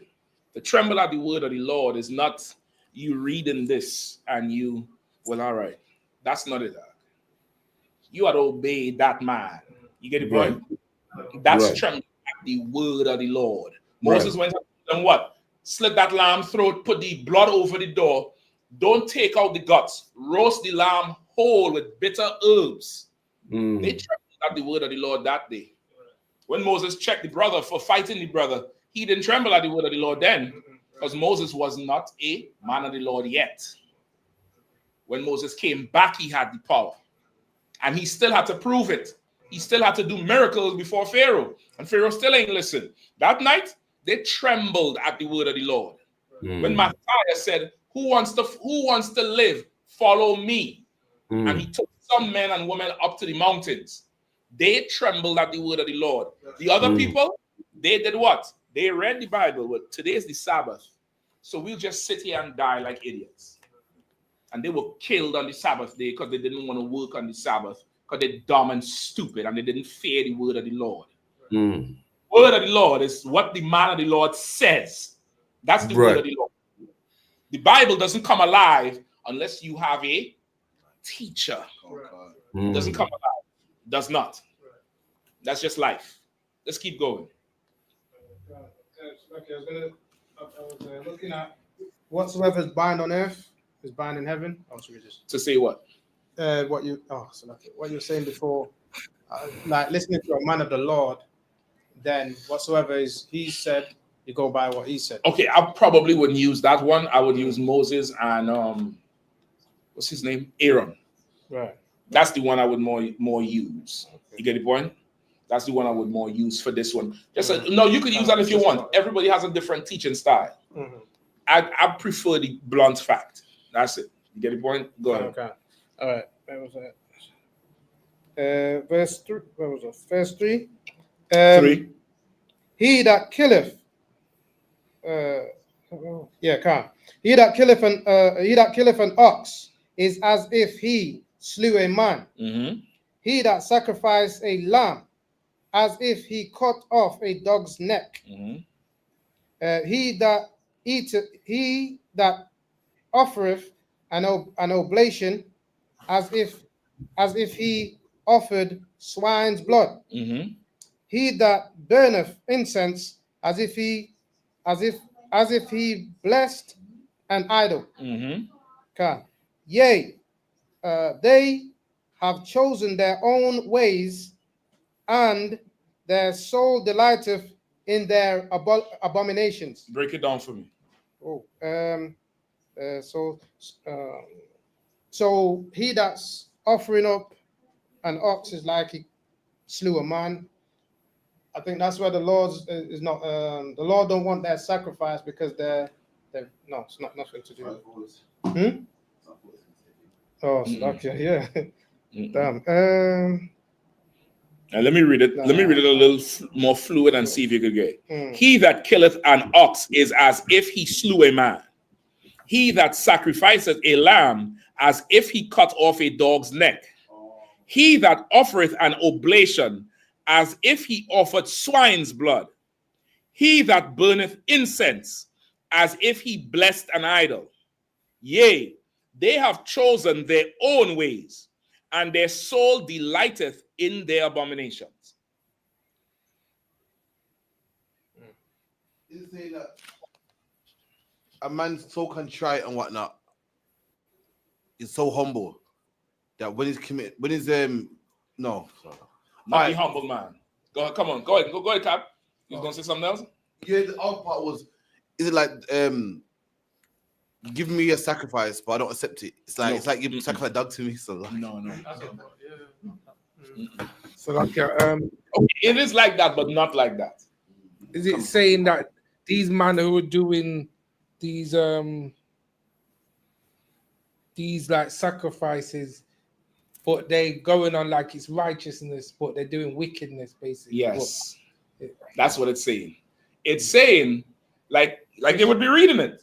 Well, I do this crime, so I had to kill this ox. I had to sacrifice this ox.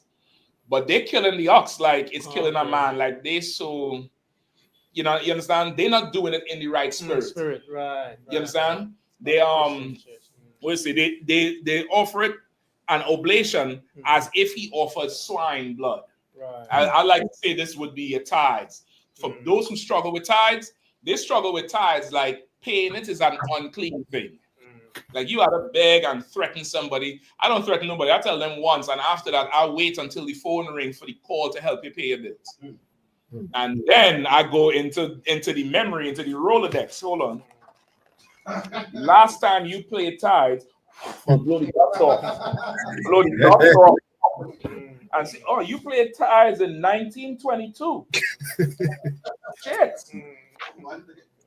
This is what I could tell you to do, brother. How much money you have in your account? I suggest you buy a sleeping bag and fill that car up with gas because you're gonna be sleeping there for a second. So, but I thought I could get the school supposed to help. Well, we all think things from time to time. because you think that paying this tithes to the school is like swine's blood. It's painful to you. There's people who pay tithes before bills and let the bills, deal with the bills later. But they pay their tithes and it's like, I have to do this. This is not swine's blood, but this is a perfect offering right here. You understand? This, you go to set up, you have chosen your own ways and your soul delighted in abomination. You doing whatever you want to do, not what the Lord wants you to do. Thought he was getting it to me. You doing what you want to do, not what. Come on, sir. Not what you're told to do. Oh, right. That's everybody's struggle. Everybody's struggle is, I ain't following no man. I'm gonna do what the Lord say. And what does the Lord say? Whatever you say. Somehow, whatever the Lord says, whatever you say. Versus, Salaki, so this is what's going on, blah, blah, blah, blah, blah. Oh yeah, listen, man, you might have to let go of that thing. You might have to sell that car or start making plans to move into a cheaper place. That's what I would do. I would, listen, sit down with me. Let's go through your budget. Let's go through this. Yeah, you got to cut this out, cut that out. Slow back on the drinking. You don't need to go out every weekend. You might need to make a change for a while. You on the other end of the phone like this. Yeah, kind of one can. All right, good. Yeah, you cancel to water shalom. I need to go out. Shit, I'm going out right now. That's you. You don't want to do what you told at all. But there is a man, there is a woman who will tremble at the Lord's will. Right. Call for counsel. Get the counsel, and you run out the door like this is the Lord spoke to you that day. That's what the Lord looks at. And that's who gets talked about. That's who is like, yo, so-and-so. Yeah, I don't know what so-and-so, but so-and-so, everything I tell them to do, they do. And then they come back and they tell me some shit that I didn't even know. And they found out because I told them go do that shit, and they get more info. Versus, well, listen, sir, I told XYZ to do this, and he didn't do that. And that's what this happened. Or I told XYZ to do this. She said she was going to do it. She called me, said she was going to the place the morning. I ain't hear from her till 2 weeks later. and she telling me she in some, she moved to Luton because they kick her out of the place when the council was to do this, that, and you would get to stay. I'm just giving examples. You get the point? But there's somebody who trembles at the word of the Lord. Now, this is in addition to obeying his laws. You understand? This is in addition to obeying his laws. It's one complete package. It's one complete thing. Because never forget, you would have never known you was a filthy piece of shit if somebody didn't tell you. So don't think that now you know and you change that you now could now govern your life. Don't work like that. Don't work like that. You should always just get the counsel, move forward. Get the counsel and move forward and say what it is and do this and move. And that's it. And that's how we are in here. You come in here. So why we don't put fringes on the t-shirt? That's not UPK. There's a man and a woman who would take that. That ain't UPK. They're good. Then there's somebody else who need a breakdown. All right, I will give you the breakdown, but there's a difference. You understand? Keep going. Right. The idol. Yea, they have chosen their own way, and their souls delighteth in their abominations. Go ahead. Come. I also will choose their delusions, and will bring their fears upon them. Because when I called, none did answer. You understand? You're getting it now? The Lord said, I will choose their delusions and I will bring fear upon them. Right. Because when I called, they didn't answer. Right. How does the Lord call you? Through the priests and prophets. Exactly. Yeah. You get the point? Yep. Keep going. When I spake, they did not hear. You understand? Yep. So it's both, the white man is the devil, you the Jews come to class. You listen. Well, even when you come in class, now the scriptures say, knowledge puffeth up. Now you get a little scriptures in you. Now you know who you are, and you're not listening to the priest no longer. That's that too. You get the point? Go ahead.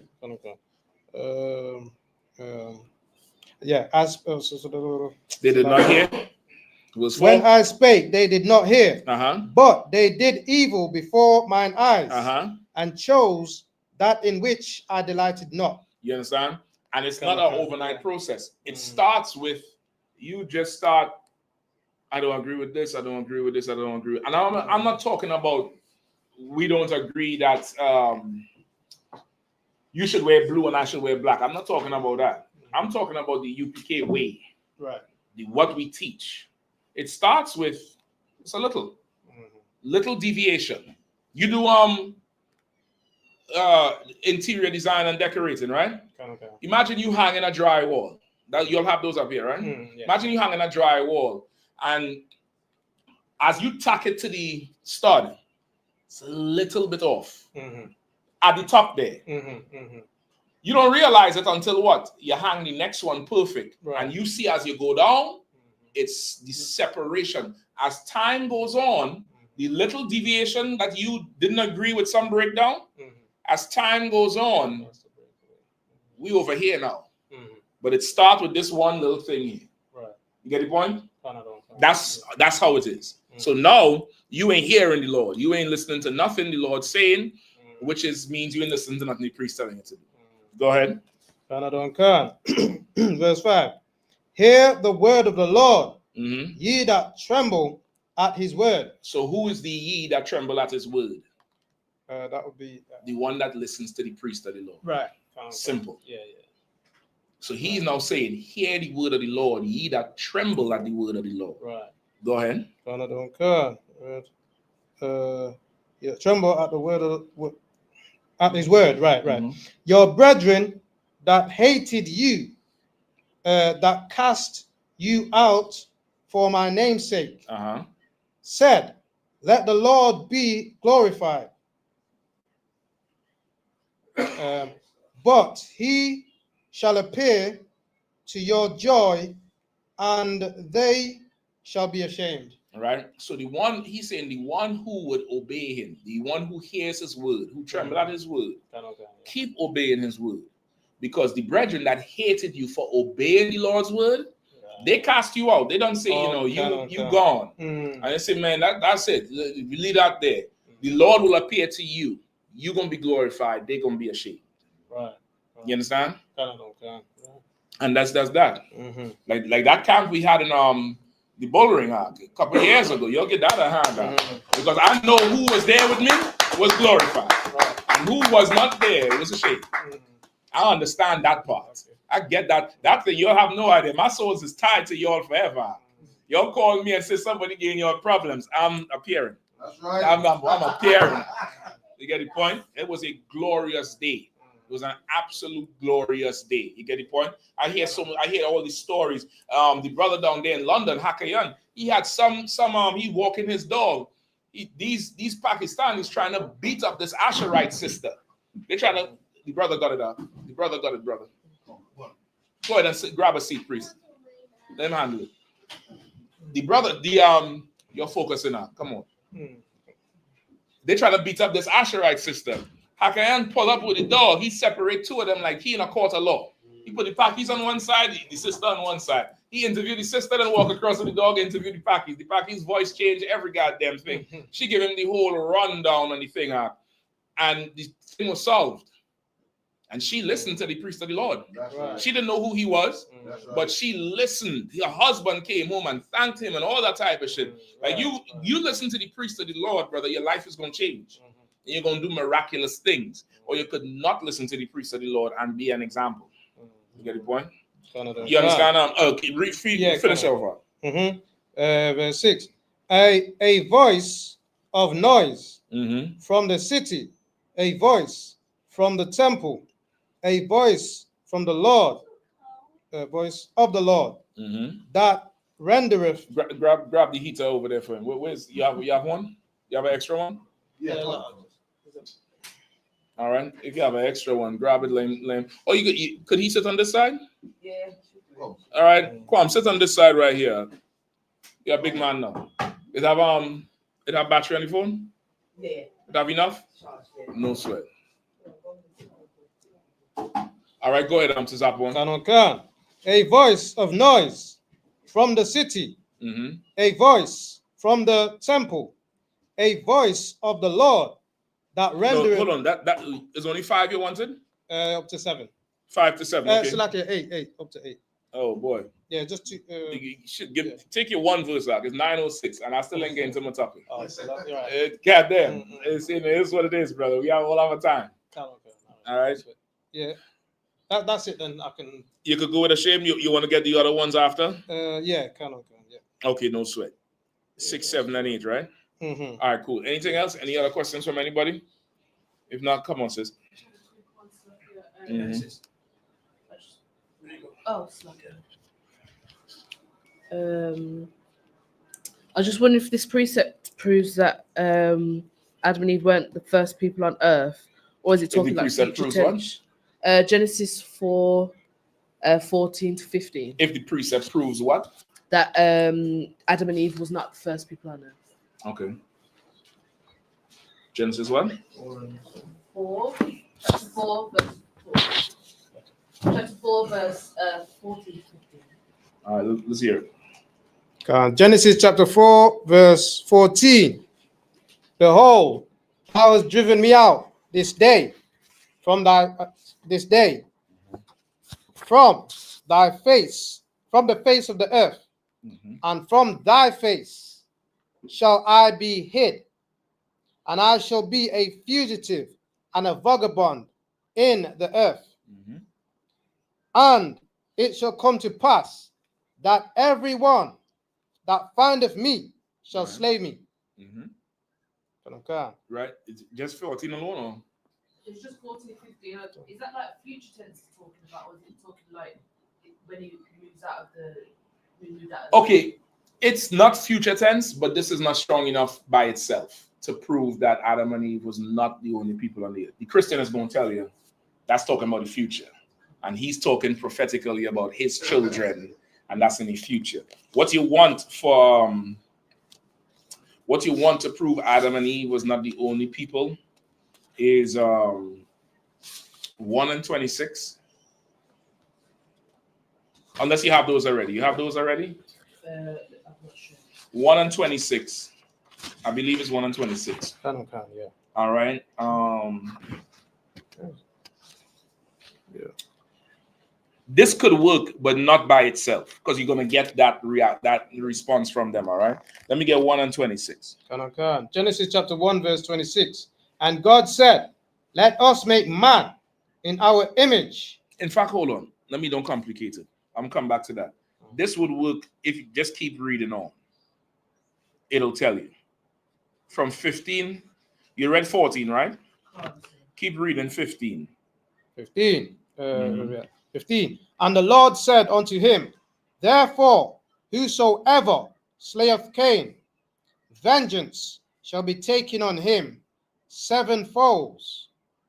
And the Lord set a mark upon Cain, lest any finding him should kill him." Right? So those two together will prove it. Because what the Lord said. He can't be punishing somebody who ain't there. He can't be reading it out to somebody who ain't there. But they'll still say it. They'll still say that that's talking about in the future. Now, if they do say that, just read on. Verse 16. And Cain went out from the presence of the Lord and dwelt in the land of Nod, on the east of Eden. Verse 17. And Cain knew his wife. Where she come from? That's right. So you just take them all the way down to that point. Where did this wife come from? Go ahead. Mike.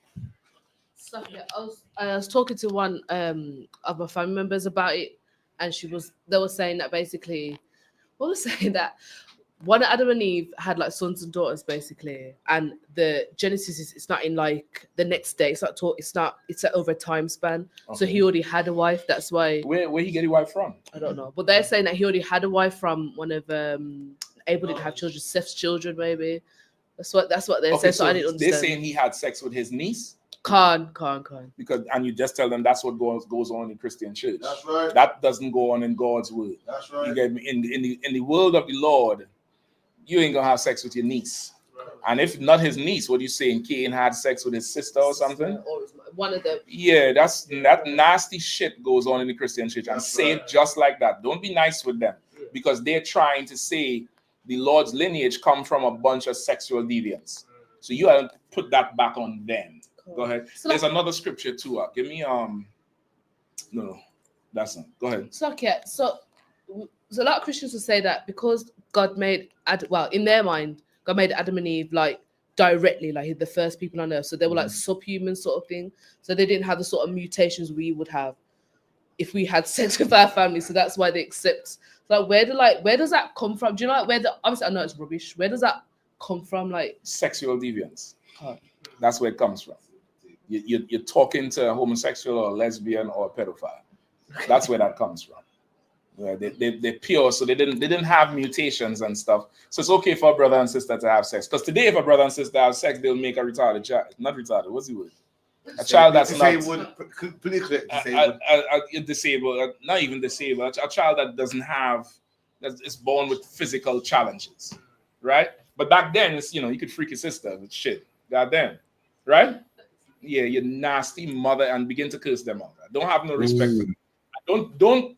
Okay, sometimes with Christians, right, or even when you're young in the truth, you might think God's word has the same effect on you that it has on other people. It doesn't. It doesn't. You hearing it because you are contrite in spirit. You're ready to hear.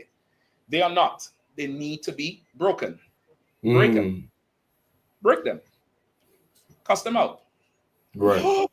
You talking like that and you supposed to be a woman of God? Yes, heifer. Go ahead. No, what you're saying deep because Tommy Robinson was getting on the Muslims that marry their cousins, and apparently it's costing the NHS millions. They're marrying their first cousins. The kids are coming out deformed. The NHS got to pay for correcting the bow leg and correcting the this. Dr. Pai sent me, remember? You sent me the article. Yeah, send me the article. What the hell are we talking about? He's anti-Muslim, so anything they fuck with, he's against anything. No, is that really true? That sounds like some Trump rhetoric. No, it goes it's true. They married their first cousin, and he said it's costing the NHS billions. That is his first cousin then. That's probably his sister. That's probably his sister. Go ahead. It is true. I won't say, but we did similar research in uni. That you've heard, right? Yeah, Go ahead. but it is without trying to make it, they didn't want to make it sound racist. That's a big problem in that community, and their children. So I think you're working with the enemy. You know? No, why am I hearing about this for the first time? No. Why am I here? Listen, No, we're going to Speakers Corner this weekend. You can't like. We're going down to London this weekend, and we're going on Speakers Corner. I call General Haas when this is done. Y'all making, the nigga from the Goonies. Salakia. Hey, you go. Assalamu alaikum. Good night. Go ahead. Salakia, the one. I know a brother. few of them. I know in Leicester. I know a guy. His first cousin. He's married his first cousin. He asked his auntie, "Can he?" And she goes, "If you get 2 jobs, you can marry. You can marry." And they're Muslim. They're Muslim, yeah. And she told he married his first cousin. His auntie told him, "If you get 2 jobs, you can Because marry of the her." Muslim shit. Yeah. And, okay. Now, this is what I would say. Biblically, it's not unlawful. You just don't have to do it now. There was a time we had to do it because of the family, right? Jacob and his 12 sons. To keep it in, Judah would have to take a wife from, Issachar or somebody until the tribe get big enough where in the house of Judah, they're all cousins, cousins, first, second, third, whatever, and they marry each other. That was going on there. The cousin's probably not their cousin. That's what I'm trying to tell you. The cousin could be their sister because their father effing the brother wife. You get what I'm saying? It could be or it could just be the Lord plaguing their ass. That's all I know. Because India has that they have the damn monopoly on the child being born with a tree growing out of the head, 8 arms. Like you don't see that nowhere else, and they think that's a god or something. Right. But you saying they're putting a strain on the NHS? Them doctors in hell. Yeah, send me that, please, Zach. I don't know why Allah ain't stepping in. He on vacation? He take time off, or he on sick leave or something? No. You know what I mean? Where we at? Okay, so with that one, that's what you want. Now, Genesis 1:26, I'm gonna just get real quick for you. Have you ever heard it before or no? God, is that Slakia? Is that where like the Lord talked about how He made people first? Yes. Right, He made mankind first. Let me get 1 and 26, and then 2, and I think 6 and 7, or 2 and 4 and 5. That's wild. Genesis chapter 1 verse 26. And God said, "Let us make man in our image, after our likeness, and let them have dominion over the fishes of the sea, and over the fowls of the air, and over the cattle, and over all the earth, and over every creeping thing that creepeth upon the earth." Right? So God said, let us make man in our image, after our likeness. The Lord, that man there is mankind, or the human race, right? Man meaning mankind, not a singular person, but the human race. Keep going, and you'll hear why. 27. So God created man in His own image. In the image of God created He him. Male and female created He them. That's it. Male and female, He created them. Right. He created mankind. Man and woman. He created mankind. The human race was born on the 6th day, or created on the 6th day in mass. Right. And then He told them what? Go ahead. And God blessed them. And God said unto them, "Be fruitful and multiply, and replenish the earth, and subdue it, and have dominion over the fishes of the sea, and over the fowls of the air, and over every living thing that moveth upon the earth." Right? So the Lord told mankind to go forward, be fruitful, and multiply. That's the human race. Man came out of the earth. It says that when you go up to 24. Read 24. And God, verse 24, and God said, let the earth bring forth living creatures after his kind, cattle and creeping thing and beasts of the earth after his kind. And it was so. And God, go ahead. And God made the beasts of the earth after his kind, and the cattle after their kind, and everything that creepeth upon the earth after his kind. Go ahead. And God saw that it was good. Go ahead. And God said, let us make man in our image. You understand? That 6th day was creatures coming out of the earth. Right. Other days it was coming from the waters and then took to the air like the birds or the fishes. This day, beasts come out of the earth, and in that day he made man from the earth. Right. Not that compost thing that we're talking about in Genesis. We go into that. But mankind, he created them on the 6th day. Right? If on the 6th day God only created Adam, did he only create one cow and one lion? Right. How come we could understand that he created every living creature and cattle and this and creeping thing? Is it just one of them? Right. No, you could understand that this is many of them and they're going to multiply. And if it was many of them he created, did he just create all males? Right. No females, where they come from? He created mankind on the 6th day. Right. Man and woman. He created he them. Now go to Genesis 2 and start at 1. And Genesis chapter 2 verse 1. Thus the heavens and the earth were finished, and all the hosts of them. And on the 7th day, God ended his work. He what? He ended his work. He ended his what? Ended his work. He ended his work. What was his work? Creation. Right. He stopped creating on the 6th day. That was it. The 7th day he rested from creation. So everything was already there. He didn't create nothing new after that. Right. The end of the 6th day was it. That was it. Skip me to verse 5. Genesis chapter 2 and 5.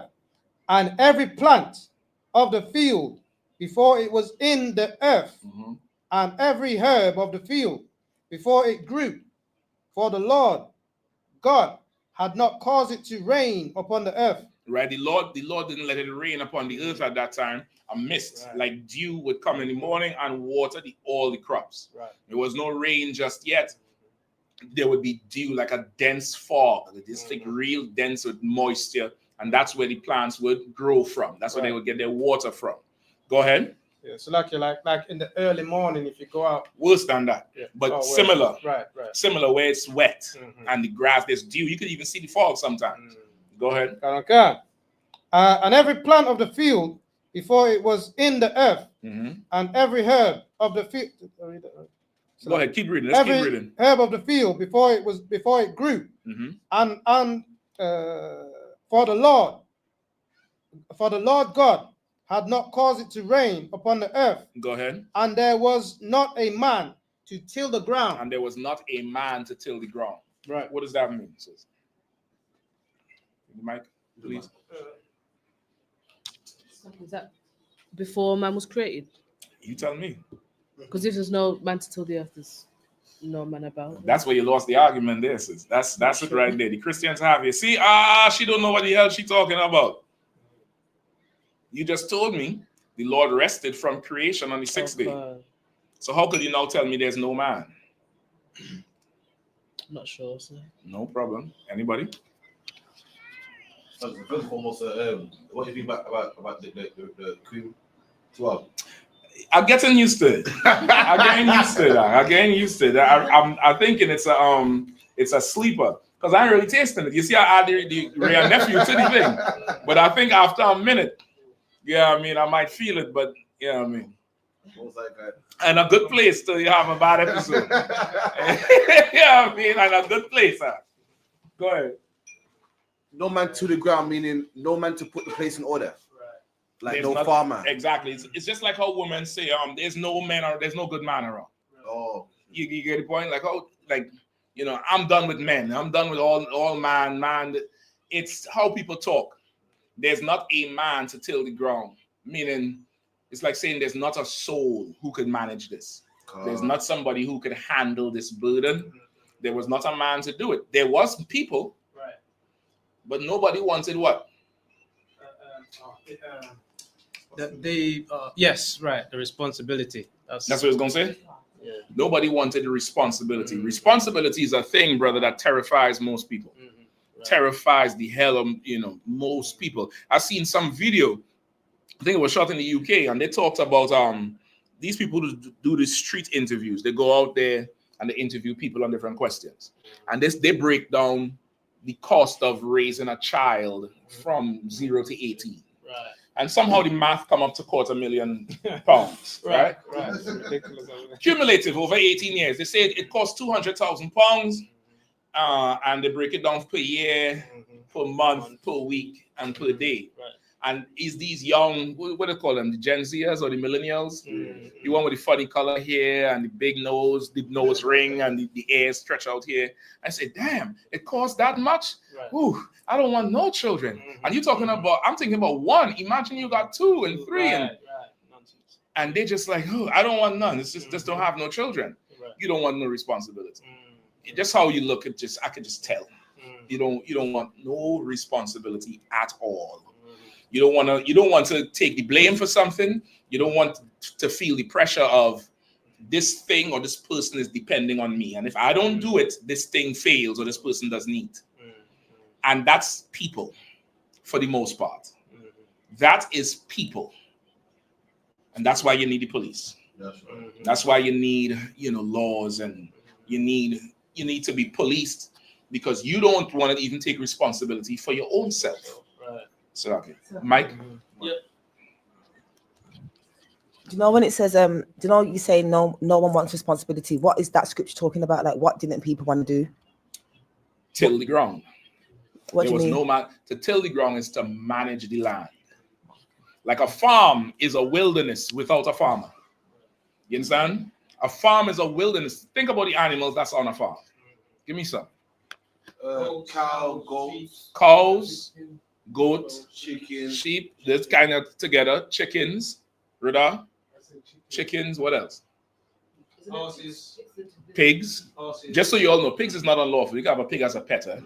You can't eat the shit. Just like a dog. You can't eat a dog, but you have a dog as a pet. A pig is an excellent pet. You'll never have to have trash around. You just, give it to that. He disappear that shit. He disappear other things too, but you don't have that life no more, crap. Yeah, I mean. Even the you ain't how to put people on posters no more. Yeah, I mean, you get that to a pig, there's no evidence. Right? You have a pig. What else you have? Donkeys. Yeah, the one bull. You have a bull. You have the stud farm. You have the bulls and the stallions. Yeah, the hen and them.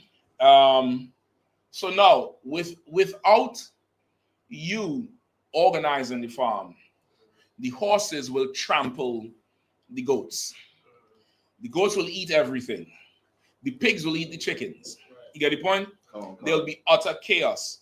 There'll be cross-contamination from the feces, from the pigs, and it'll be a mess. You need somebody to separate the animals and give them their own space.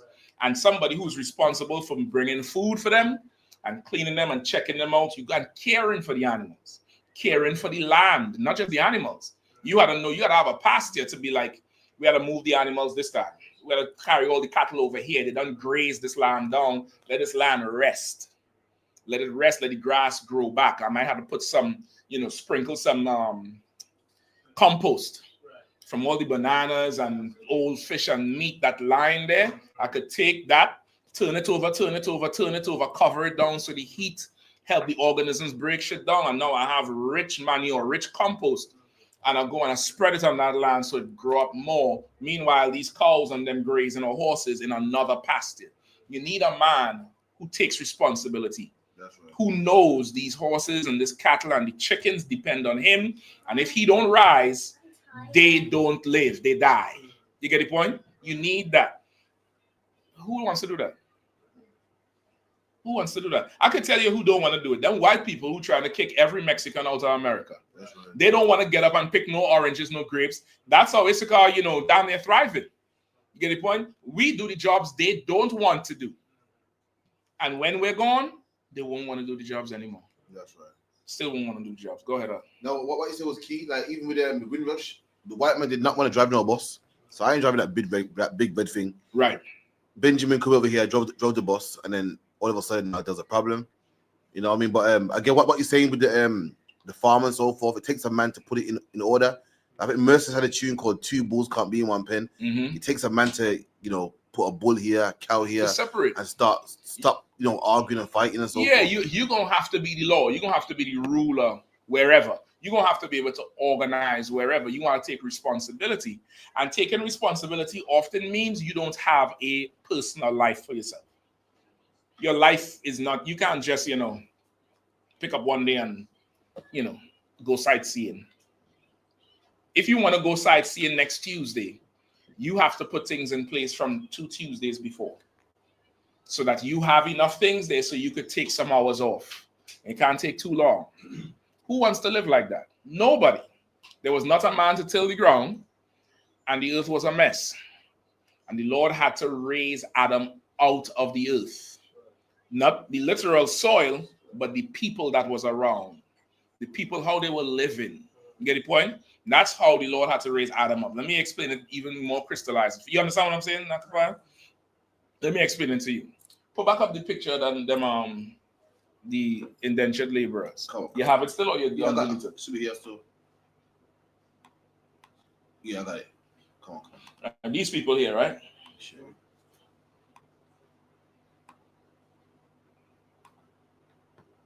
You see them? Not see them. I'm out. I got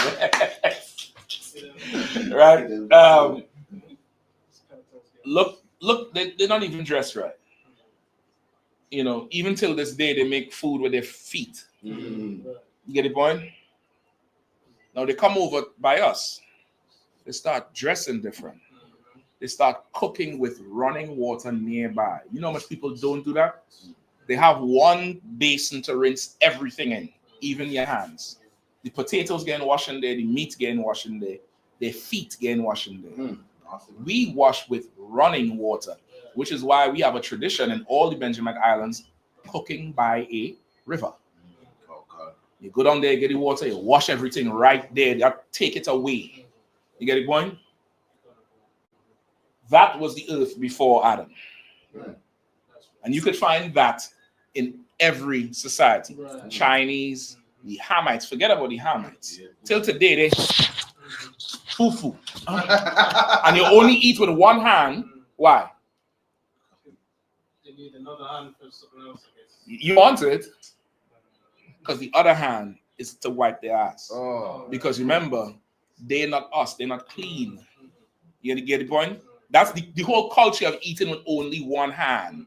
Which hand they eat with. And I think in Ghana, it's the right hand only because the left hand is for wiping your ass. That's been their culture. So you don't want to put, even if you wash this hand, you still don't want to put it near the food when it's like, nigga, there's toilet paper and there's soap and hot water. But you want to be natural, right? So you only have to eat with one hand. Dummy. Go ahead. Is that like those tribes? Those like cannibalist tribes and all those weird, those tribes basically. Okay, I wouldn't even go that far because that's giving the ones who is not tribes dignity. I'm talking about the nigga who in Asda, in all these, and Asda. I'm talking about them. I'm talking about the Hammer. I'm talking about Michael Dapper. Remember Big Shaq? I'm talking about him. When he not making video, foo-foo. I'm talking about Burna Boy. That's what I'm talking about. You get the point? That's what I'm talking about. Without Adam, that's the earth. These people, why they didn't have no shoes on? Because they believe the cow is holy and cows make leather, which makes shoes. They pray to the cow. So they look like that and they weigh that. You look at the boy. You can't zoom in anymore. I can, All right, zoom in some more and come down. Oh, no sweat. See if we can go back. No. It's right there. Is the picture? Yeah, that one. All right, just scroll down. No. Let's scroll down. Too much. Yeah, right there. All right, let's go. Is it on the screen? Everybody can see? Everyone can see that, sir. All right, look at the boy. You could see his collarbone. And he's what? Under 20? 15, maybe. Teenagers. Look on the right side of him. On the other side of the woman, there's an older man. You can see his bones too. Which lets you know what? This is not an age thing. They just ain't eating. Because all they're eating is peas and what's it? They like to eat crushed up pumpkin and peas and not the peas, like the chickpeas, the chana. Lentils and stuff. What's Not that? the- Go ahead. Like hummus, sir. Hummus and the peas and the pumpkin. No meat, of course. Come on. They ain't strong enough to fight for themselves. They're not healthy. And their feet is all rough and hard and bruised up because they don't want to make no shoes because they pray to the cow. Meanwhile, Adam knows a young boy of fighting age needs to be able to fight. Give him meat. That's right. Put some shoes on his feet That's so he right. can slay Goliath. That's right. You understand? Give him a horse so he can ride. We don't pray to the horse here. We ride the horse. We tame the horse. You get the point? The mice and them, they have their purpose in the field. In the house, we had to get rid of them. We had to cut some off. You had to put some poison for some. Or you get a few cats. Let them run the mice out. You get some snakes. And snakes, you let them snakes loose. They'll take care of the mice. And you just, non-poisonous snakes like boa constrictors and anacondas and them, they'll take care of them. Maybe not the anaconda, but the boa constrictor. Adam had that wisdom. They don't.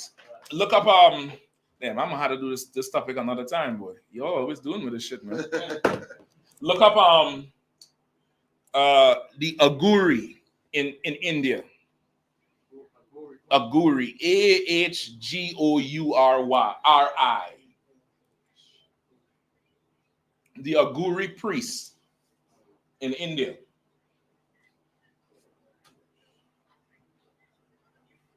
All right. Or maybe Rahman had to find it. You found it? Rahman, you can find it? The Aguri priests. Come on, sir. I found I don't know if this is the right one. It just does it as a gory or a guri. Something like that. Give me a YouTube video on it. Come on, sir. Video. Here we go. All right, fine. Anything else? In the meantime, let me get Revelations 1 and 13. Somebody hold that. Give me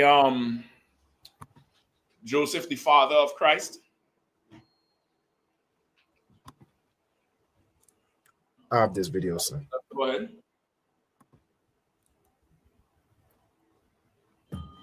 Hindus believe in reincarnation. Each rebirth is determined by the karma that you accumulate from your previous life. But it I'm putting it back. I can't hear it.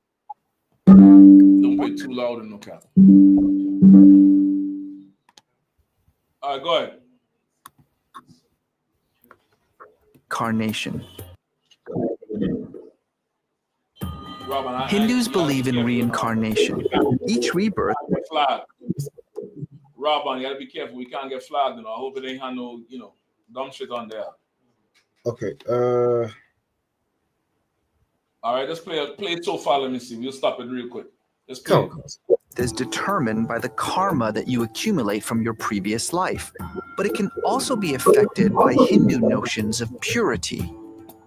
But there is a sect of Hinduism called the Agori, challenging the very fabric of Indian society.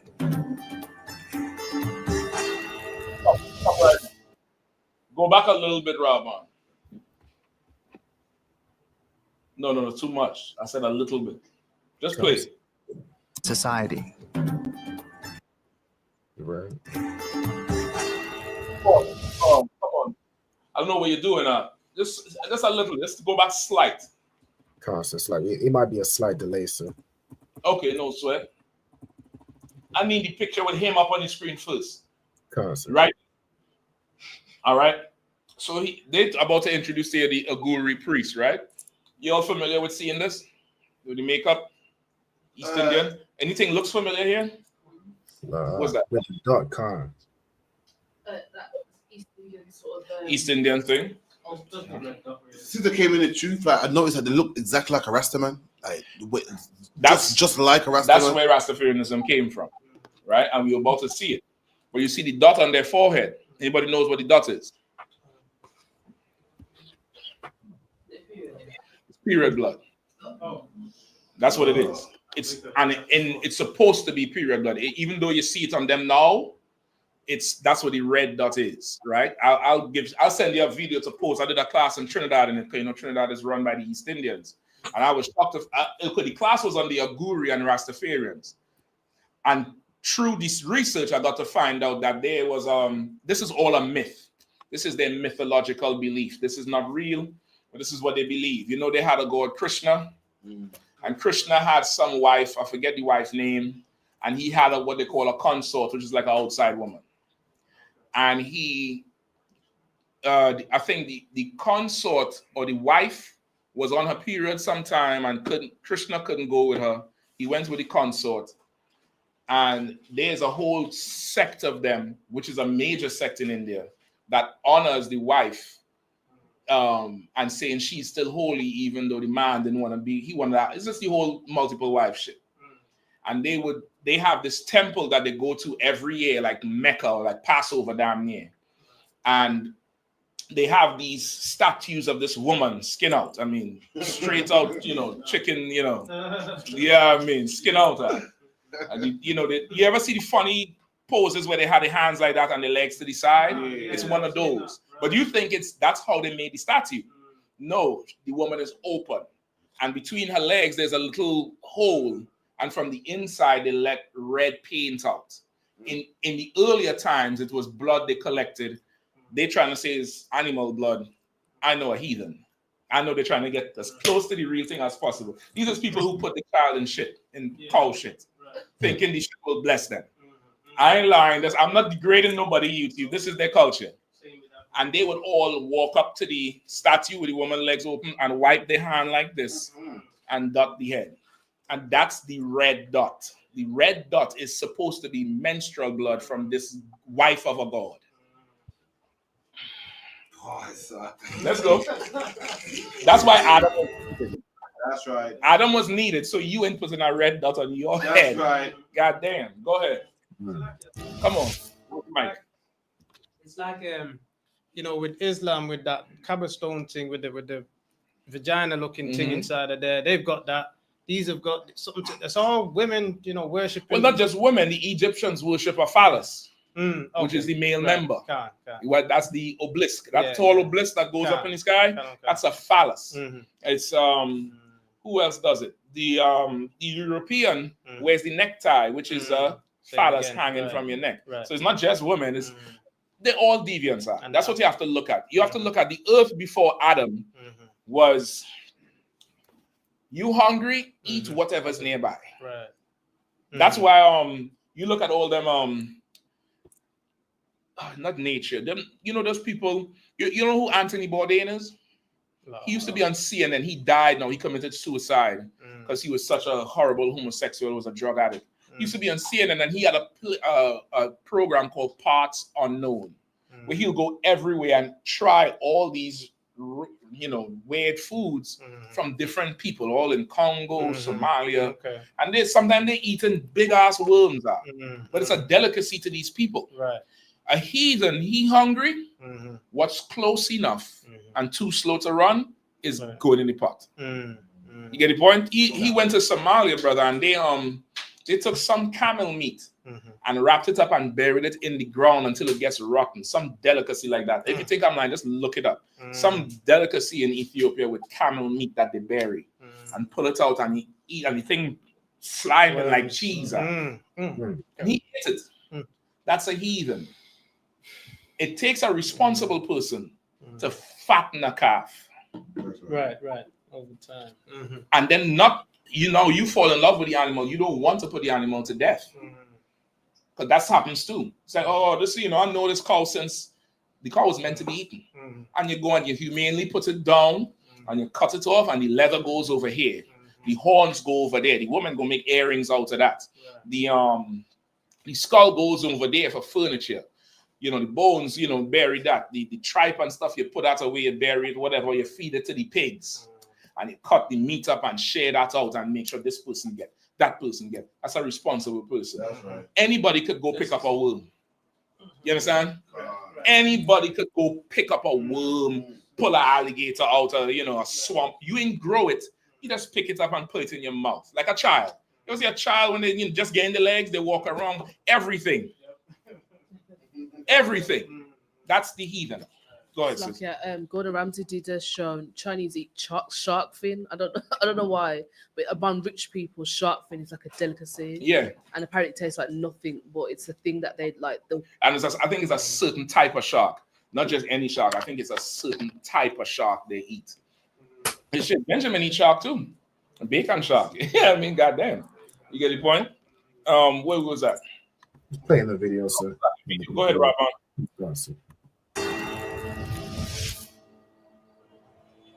Most Hindus are obsessed with maintaining ritual purity, not eating certain foods or touching certain things that can defile you. What this obsession with purity and pollution has done is it's created what we now know as a caste, from the Brahmin who are at the very top to what we now refer to as the Dalit, or the untouchables at the very bottom. It's the untouchables who do all.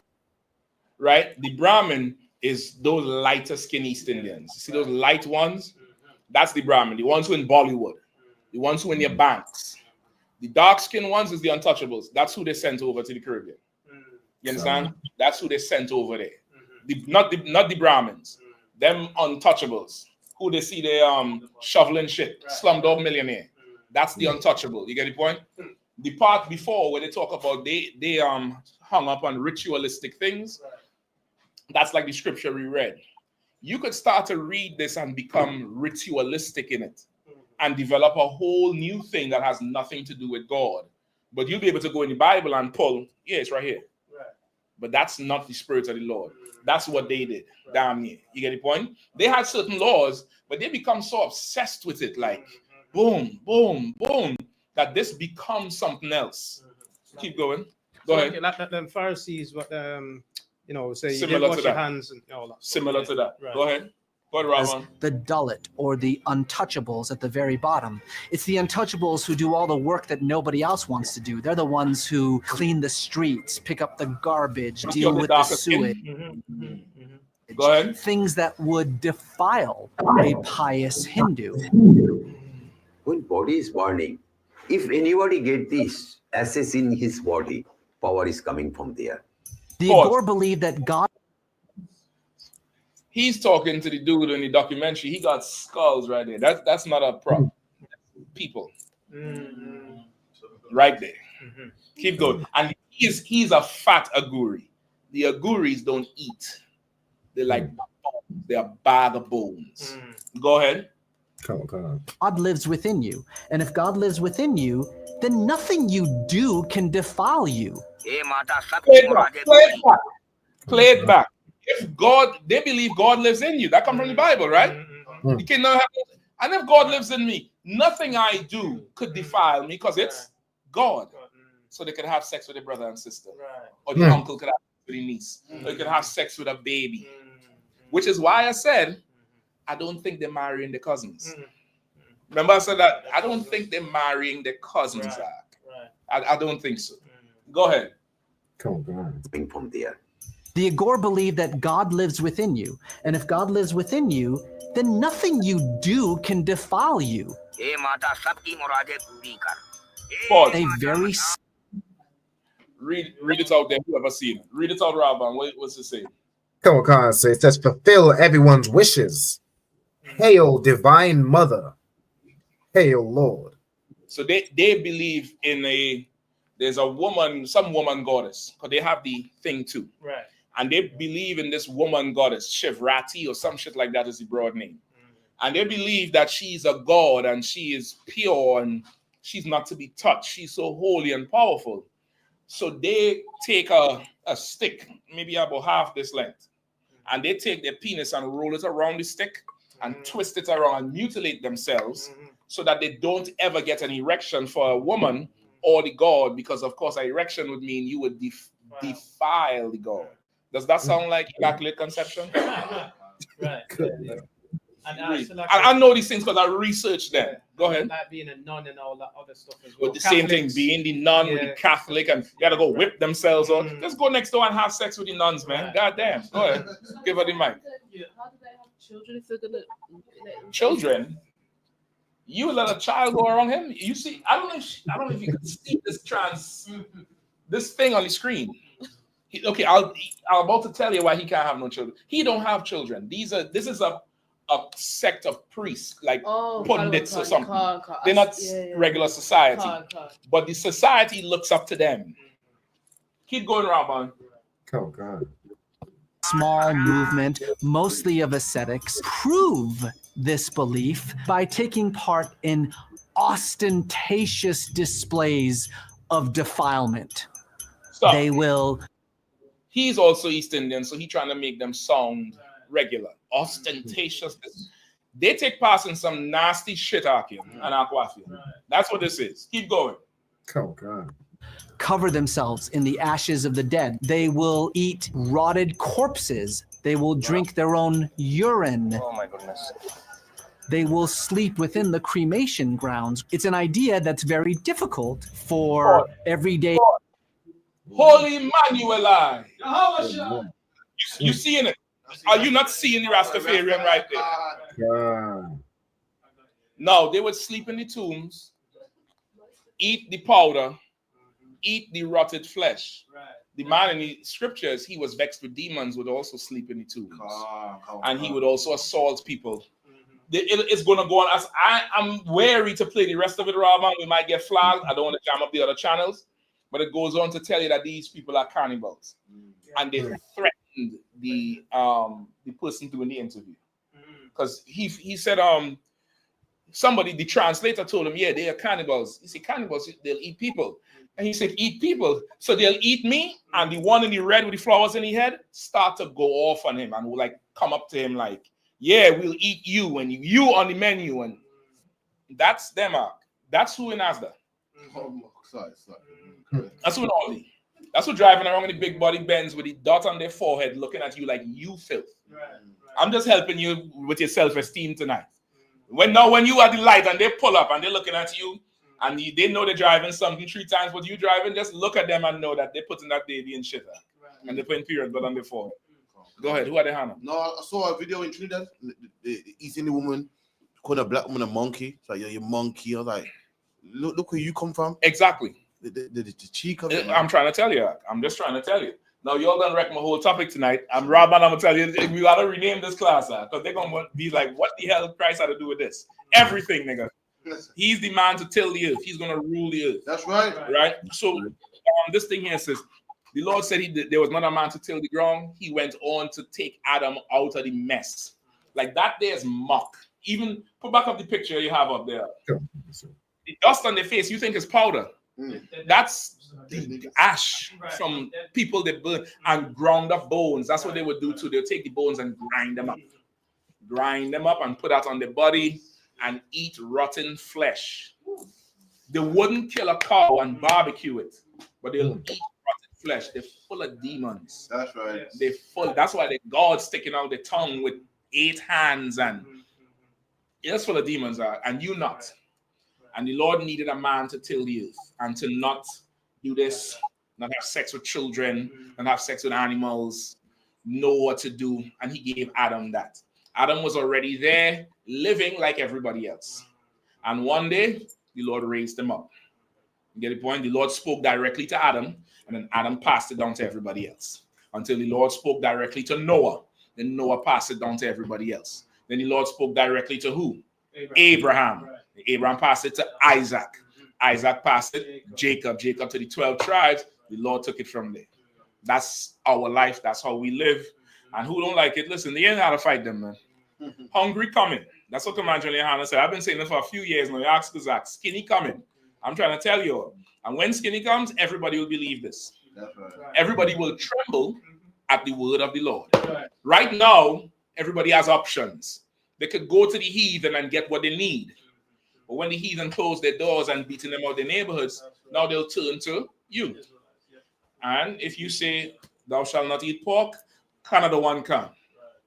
Thou shalt not eat shrimp. Thou shalt not have sex with this. Thou shalt not covet this. Canada one can.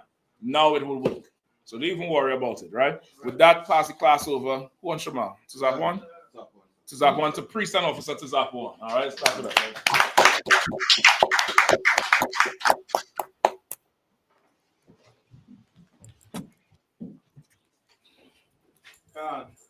We are the Israelites. We are the I.S.U.P.K. Started out at 125th Street, Harlem, New York. Rule for a brother or a sister. Rule for a brother and a sister. When a new brother or sister comes into the school, they are off limits. They are off limits for 6 months. They are to be saluted only. They are here to shed themselves of the world. If they need transportation, a teacher will arrange it. After 6 months, if a brother or a sister has an interest in a particular person, he or she must get permission from the head to speak to a brother or sister. There is another 6 months in which the brother and the sister will court each other. After this 6 months period, the brother and sister will get permission from the head to marry. Tithes, which is a commandment. Numbers 18 and 21. Malachi 3, verse 8 to 10 means tenth in the Hebrew. Ma'ashara. 10% of every penny. So that here, of any increase, the Lord giveth you. Give to the Treasury Department. Priest funds, free will offerings for priests, not mandatory. Whatsoever amount you would like. Upcoming Holy Convocation. We got the Feast of Purim on the 13th of March and on the 14th of March. And also we got the Passover on the 12th of April. That's right. All right. Remind Akians and Aquathians to check the bulletin board in the hallway. If anyone wants to be a trooper in the school, to start wearing all black boots, shirts, pants, headbands, and scarf. All right, we're going to give the teacher one courtesy salute.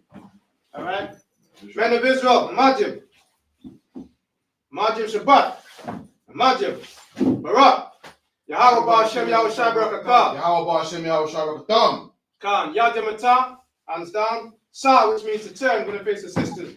Give the sisters one courtesy salute. Men of Israel, Majim, Shabbat, Majim, Barak,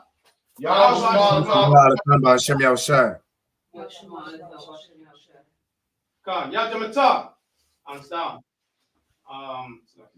Dismissed, right?